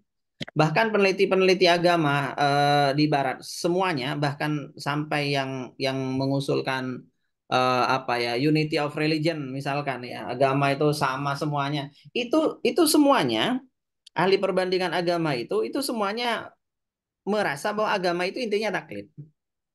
Taklid kepada siapa? Taklid pada sosok yang dianggap benar dalam arti kitab sucinya, kitab sucinya. Nah, eh, misal, misal prinsip taklid ini gimana? Ini yang paling pas itu di Kristen, karena yang Barat itu agamanya kan Kristen. Kristen itu bagaimana menjelaskan Trinitas sampai saat ini nggak pernah bisa, nggak pernah bisa. Tetapi Kristen bertahan itu karena apa? Karena taklid. Akhirnya dalam perbandingan agama ya, saya dulu pernah belajar mata kuliah perbandingan agama itu di di Jogja ya. Ya isinya yang ngajar saya orang Kristen, yang ngajar yang ngajar saya orang Kristen. Jadi saya punya sanad soal hal ini ke Romo-Romo Kristen. Ya, itu menjelaskan bahwa agama itu dogma. Agama itu dogma.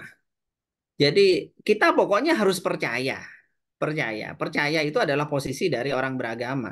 Nggak nggak bisa kita kritis, itu nggak bisa begitu. Jadi kami yang dengarkan itu cuma mesem-mesem aja. Yo yo ya nggak, kalau nggak dogma ya nggak mungkin jadi Kristen gitu kan.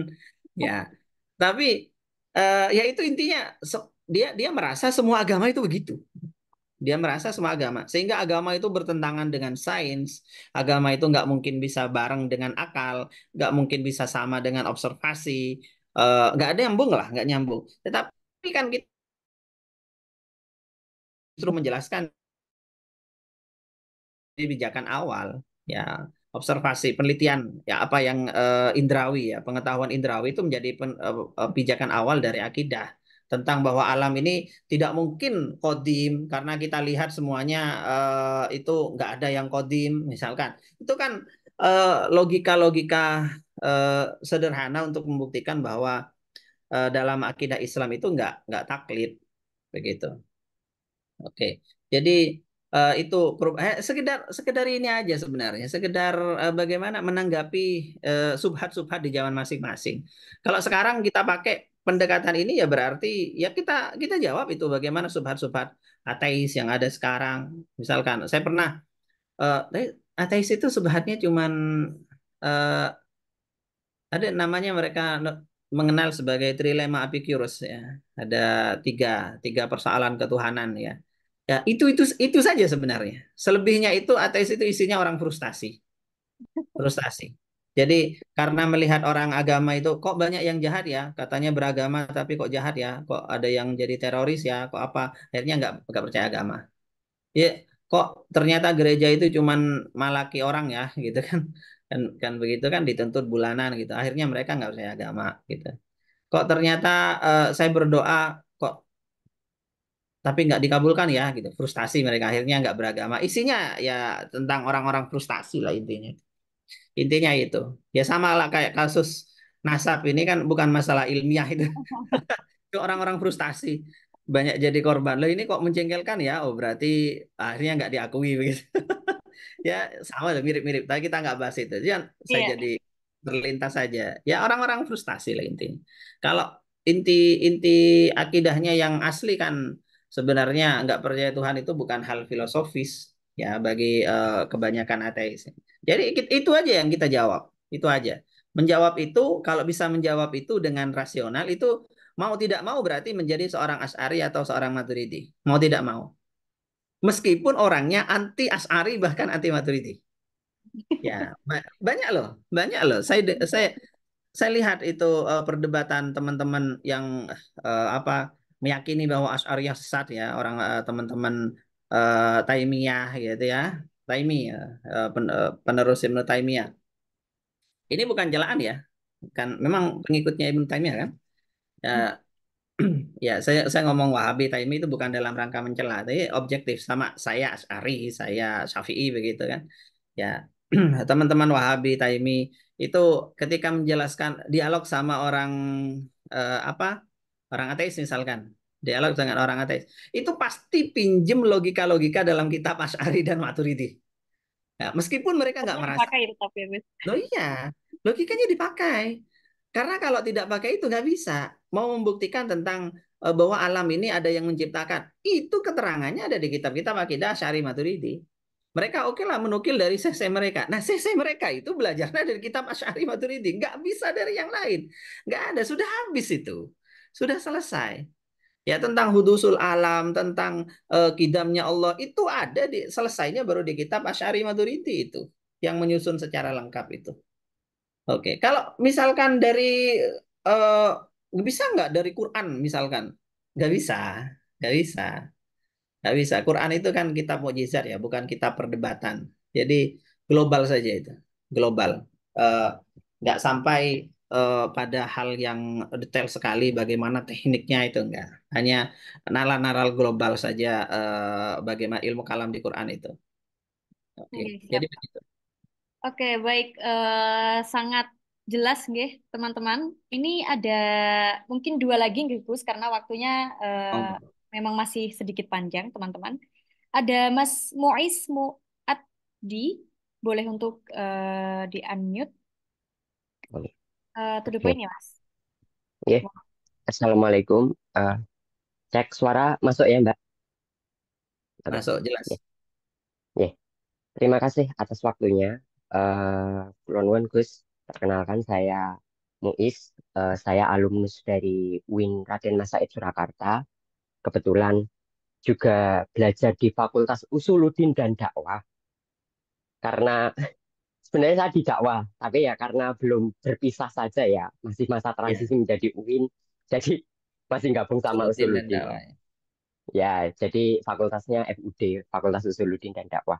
Saya mendapatkan insight-insight baru begitu Gus terkait hal ini. Bahkan selama saya berkuliah ada ilmu kalam, pengantar ilmu kalam dan lain sebagainya. Eh, banyak hal yang belum dibicarakan di kampus begitu. Mungkin sederhana saja soal ini, Gus. Kemarin saya ikut berdebat soal 5 utusan itu yang entah agak ngawur itu.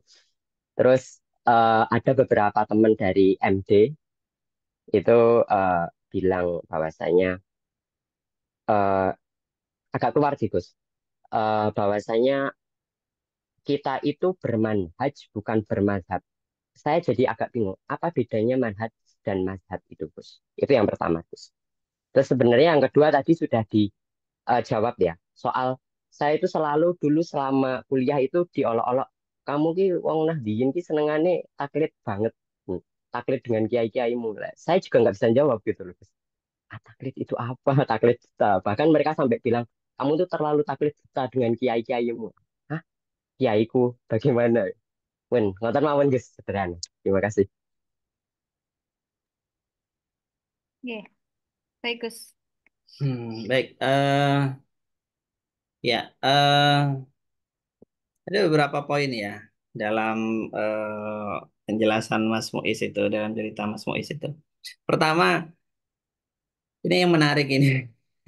Di kampus itu banyak hal yang tidak dijelaskan. Ya, meskipun ada mata kuliah ilmu kalam.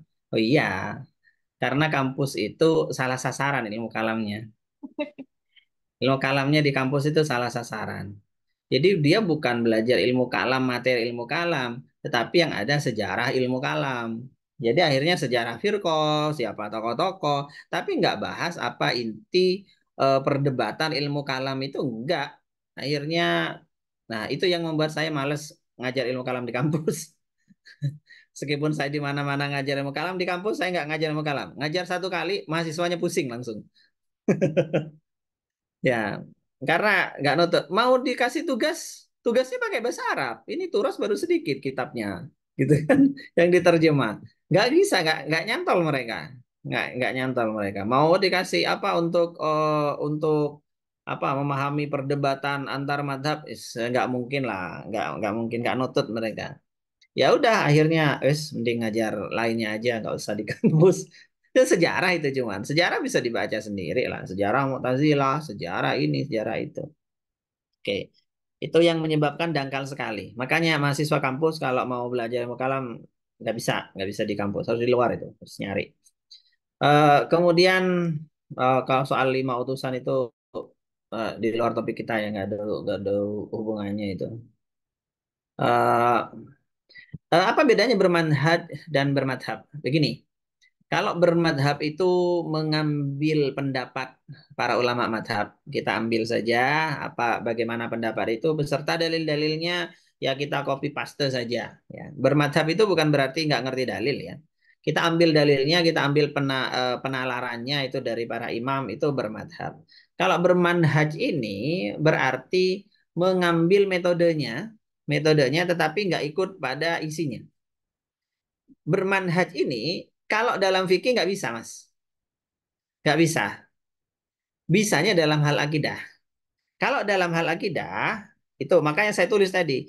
Seperti Asy'ari misalkan, Maturidi itu bukan madhab, tapi manhaj. Karena manhaj di mana nas itu dijelaskan dengan argumen-argumen rasional. Itu manhaj namanya. Siapapun yang mengikuti pola ini, maka dia adalah seorang Asy'ari atau Maturidi. Meskipun secara dohir, dia anti terhadap Asy'ari misalkan.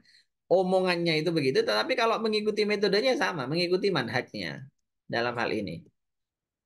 Nah, itu bedanya, itu bedanya. Lalu kalau soal taklid,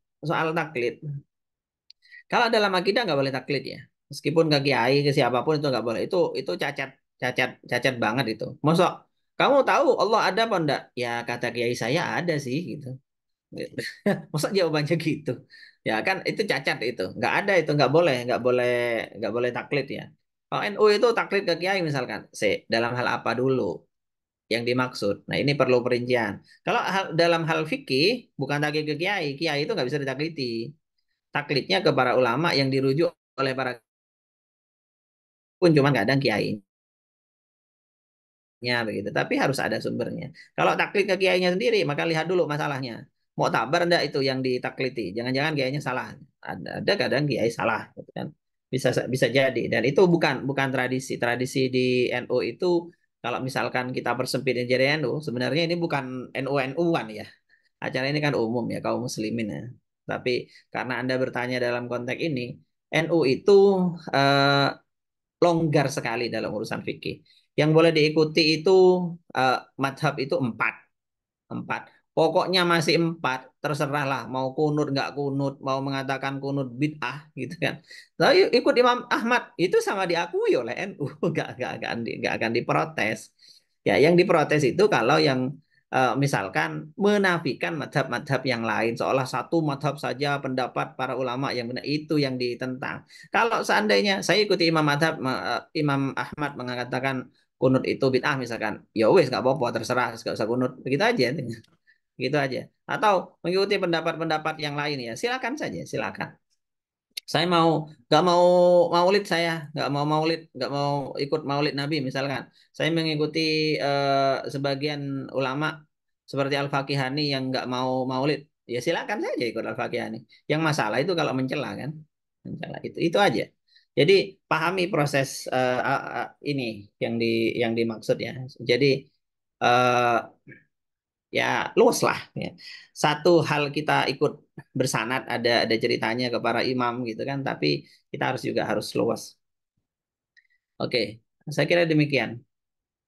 Baik, ada yang bertanya lagi, Gus. Ini lebih kepada kajian antara perbedaan mazhab Imam Maturidi dengan perbedaan pemikiran terkait bagaimana konteksnya, misalnya dalam pemahaman eh, penuturan kata sesuatu dan jism terhadap Allah gitu. Jadi pemikiran secara kontrasnya nih, Gus, antara Imam Maturidi dengan Imam Syafi'i ini tuh sebetulnya apa?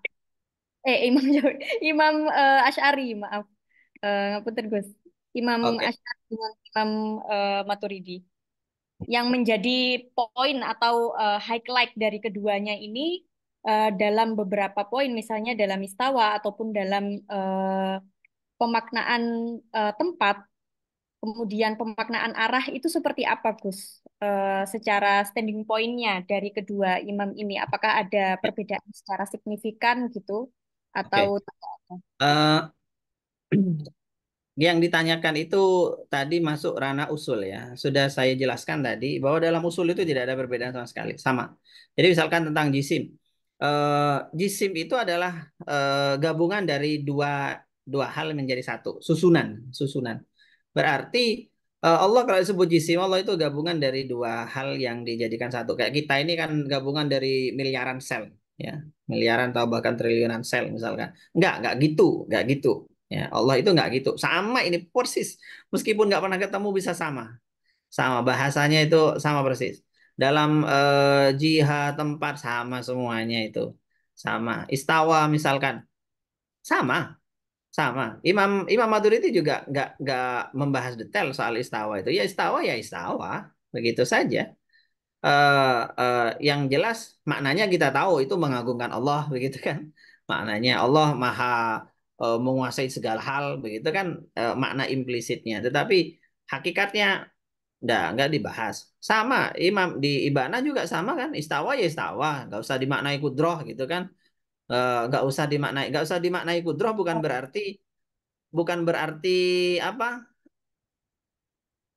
memaknai yang lain ya nggak dimaknai dengan makna yang apapun tauhid sama itu.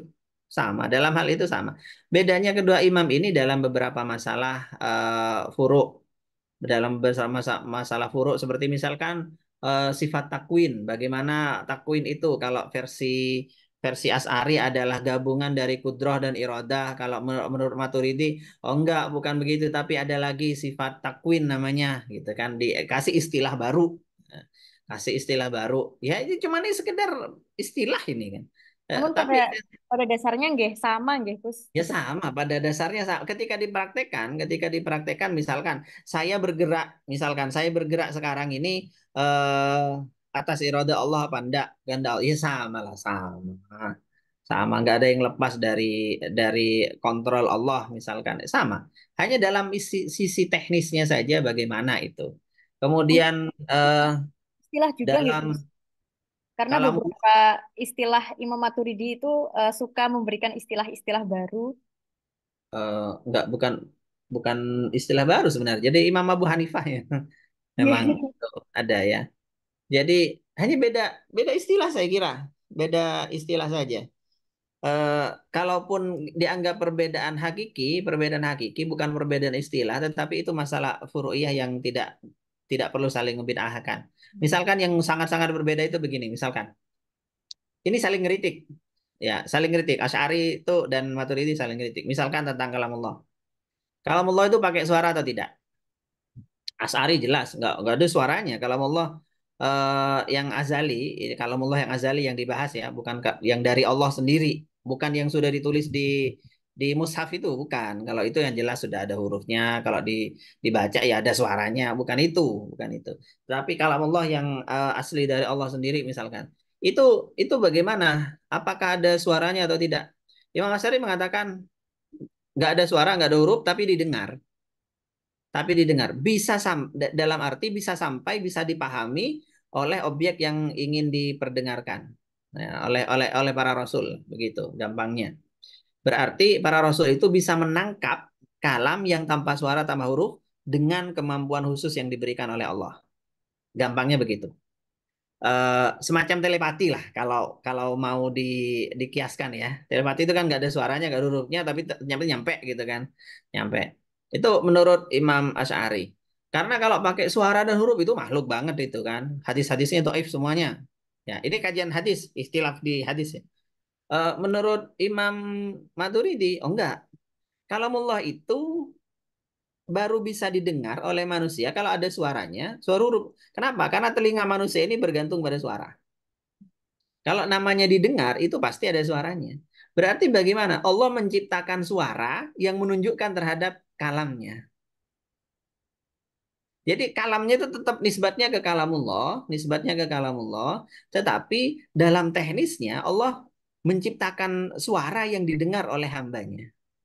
Begitu. Bukan berarti kalamullah adalah ciptaan. Enggak boleh ngomong begitu, enggak boleh. Tetapi hanya masalah teknis.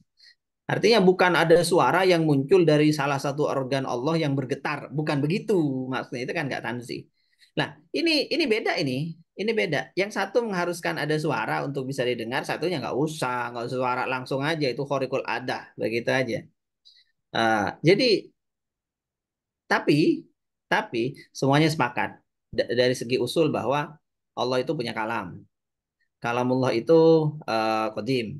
Itu sepakat semuanya.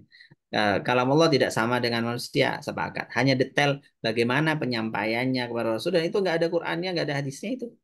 Seandainya kita nggak usah bahas juga nggak penting itu, nggak penting. Jadi nggak usah dibahas juga, di skip aja juga nggak masalah, gitu. Oke. Nggih, Oke. semoga terjawab nggih teman-teman. Saya berikan satu pertanyaan lagi nggih, Gus. Masih ada kurang lebih 10 menit lagi. Mas Muhammad Hisham, boleh untuk membunyikan? Silakan Mas, to the point nggih. Terima kasih atas kesempatan yang diberikan, Mbak Zulfa. Assalamualaikum warahmatullahi wabarakatuh. Waalaikumsalam. Eh, Perkenalkan, saya Muhammad Hisham dari Universitas Negeri Malang dari Fisika. Kemudian saya juga mengikuti Gus Wahab terkait pembahasan tentang akidah Asy'ari Maturidi. Saya ingin bertanya Gus terkait beberapa kalau kita memberikan pernyataan kalau orang-orang Wahabi itu bisa terjadi apa namanya itu seperti kubah masjid di Saudi dibongkar, kemudian perataan kuburan sehingga orang-orang di Saudi dulu itu di apa ya dipojokkan kebetulan oleh oleh golongan Wahabi sendiri. Nah itu kayak di Asy'ari itu ada kisah Ibnu Tumar itu bagaimana Gus terkait menanggapinya? Soalnya beberapa pemikiran Ibnu Tumar tuh saya baca di artikel seperti Asy'ari yang ekstrim seperti itu Gus. Terima kasih. Itu saja Gus. Matur nuwun. Oke. Ibnu Tumar. Ibnu Tumar itu mulai kapan ada Asy'ari ngaku nabi? Jadi enggak itu orang-orang Wahabi cuman nyari-nyari itu tokoh yang dikira-kira begitu kan. Oh enggak ini ya dia dia apa? Bukan Asy'ari, bukan Asy'ari. Dia dia ya orang-orang yang bermasaya mungkin belajar pernah belajar Asy'ari atau mengungkapkan ajaran yang sama dengan Asy'ari, tapi pada akhirnya in the end bukan tidak, dia tidak merepresentasikan Asy'ari sama sekali. Oh, ngaku nabi kok, dia ngaku Imam Mahdi, bukan nabi, ngaku Imam Mahdi, ngaku Imam Mahdi ya. Mana ada itu ajaran seperti itu? Nggak ada. Cuman dicari-cari aja. Kira-kira siapa yang dari tokoh sejarah yang sadis begitu, yang bisa disalah-salahin, dikambing hitamkan ke Asy'ari. Ya. Oh, ngaku dia menyusun akidah yang dipuji begitu kan, ada sebagai seorang Asy'ari. Nggak ada siapa yang kenal itu. Di kitab-kitab Asy'ari nggak ada Ibnu Tumar. Ibnu Tumar itu politikus. Politikus yang kemudian karena merasa hebat, sukses, ngaku sebagai Al-Mahdi ya. Bukan representasi. Nggak bisa.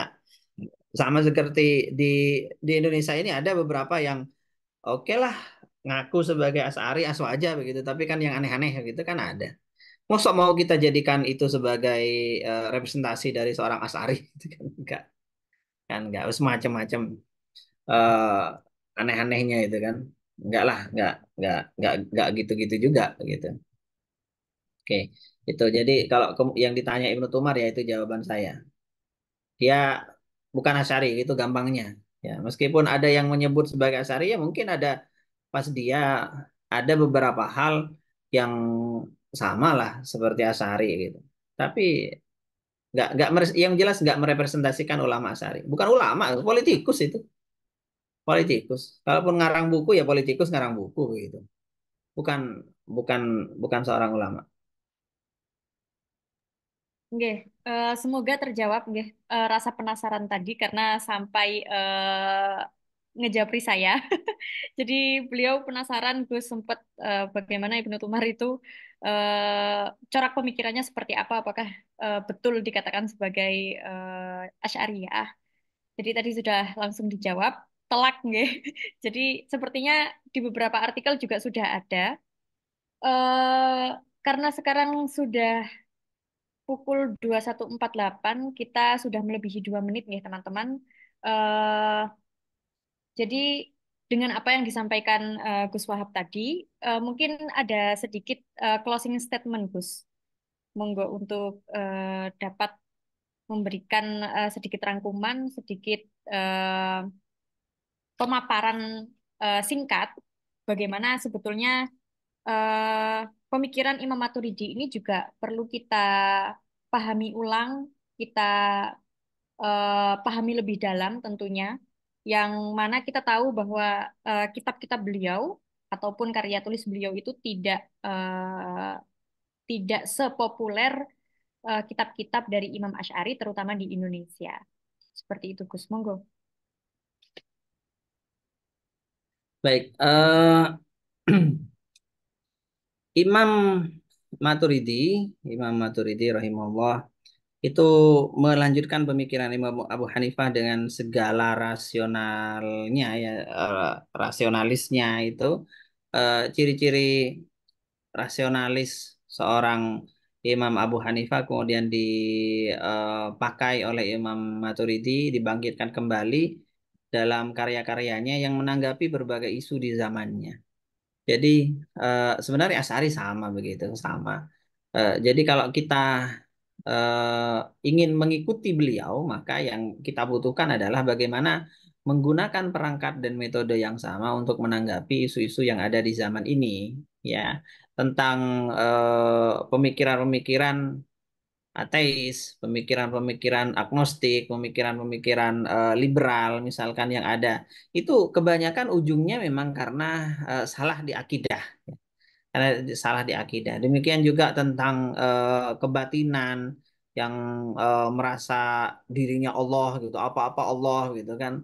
Minta saya biasanya menjelaskan kalau ada orang yang begitu itu saya jawab gampang, tempeleng aja gitu.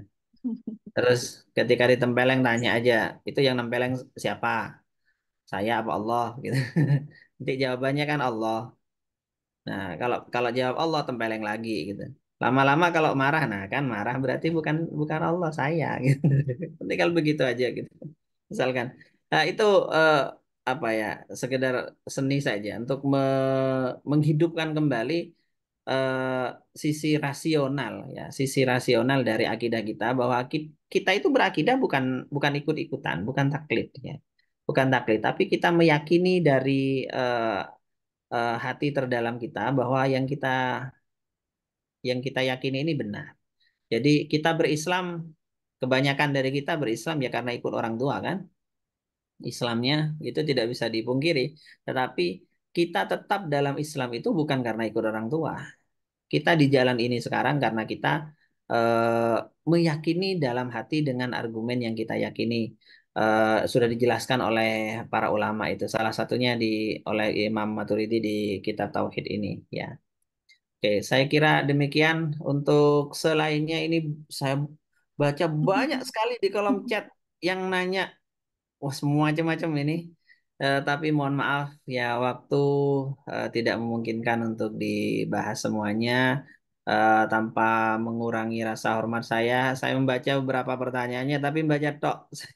Saya nggak mungkin jawabnya. Mungkin beberapa ada yang saya tulis di Facebook nanti, tapi banyak yang sudah pernah saya tulis, bisa dicari saja, dimanfaatkan fitur search itu untuk apa pertanyaan-pertanyaan yang di ini, yang Oke. di apa. Ada juga yang mengulang, ya, ada yang juga yang mengulang sebenarnya sudah tadi, mungkin baru bergabung saja begitu kan. Silakan dilihat rekamannya, nanti materinya juga setelah ini saya kirimkan, saya berikan ke Mbak Kunti begitu. Oke, Baik, baik. saya kira demikian sih. Dari saya kurang lebihnya mohon maaf sebanyak-banyaknya. Wassalamualaikum warahmatullahi wabarakatuh. Waalaikumsalam warahmatullahi wabarakatuh. Matur suwun sangat Gus atas pemaparannya. Sekaligus menjadi info nggih teman-teman, Gus Wahab ini selalu mempopulerkan tentang kajian ilmu kalam atau kajian akidah ini di websitenya itu ada nggih teman-teman. guswahab.com kalau nggak salah, nanti akan saya share juga terkait dengan pembahasan yang sering beliau ajarkan, terutama dalam perbedaan pendapat di berbagai macam kalangan mazhab ilmu kalam atau ahli kalam. Itu ada di Facebooknya juga. Beliau sangat runut, nggih. Saya tadi sempat sedikit stalking Gus terkait dengan tulisan-tulisan Gus Wahab yang ada di website. Ternyata juga dimuat di NU Online beberapa. Dan juga di situ sudah ditata ya teman-teman, sudah ditata terkait dengan akidah, kemudian ilmu kalam dan seterusnya.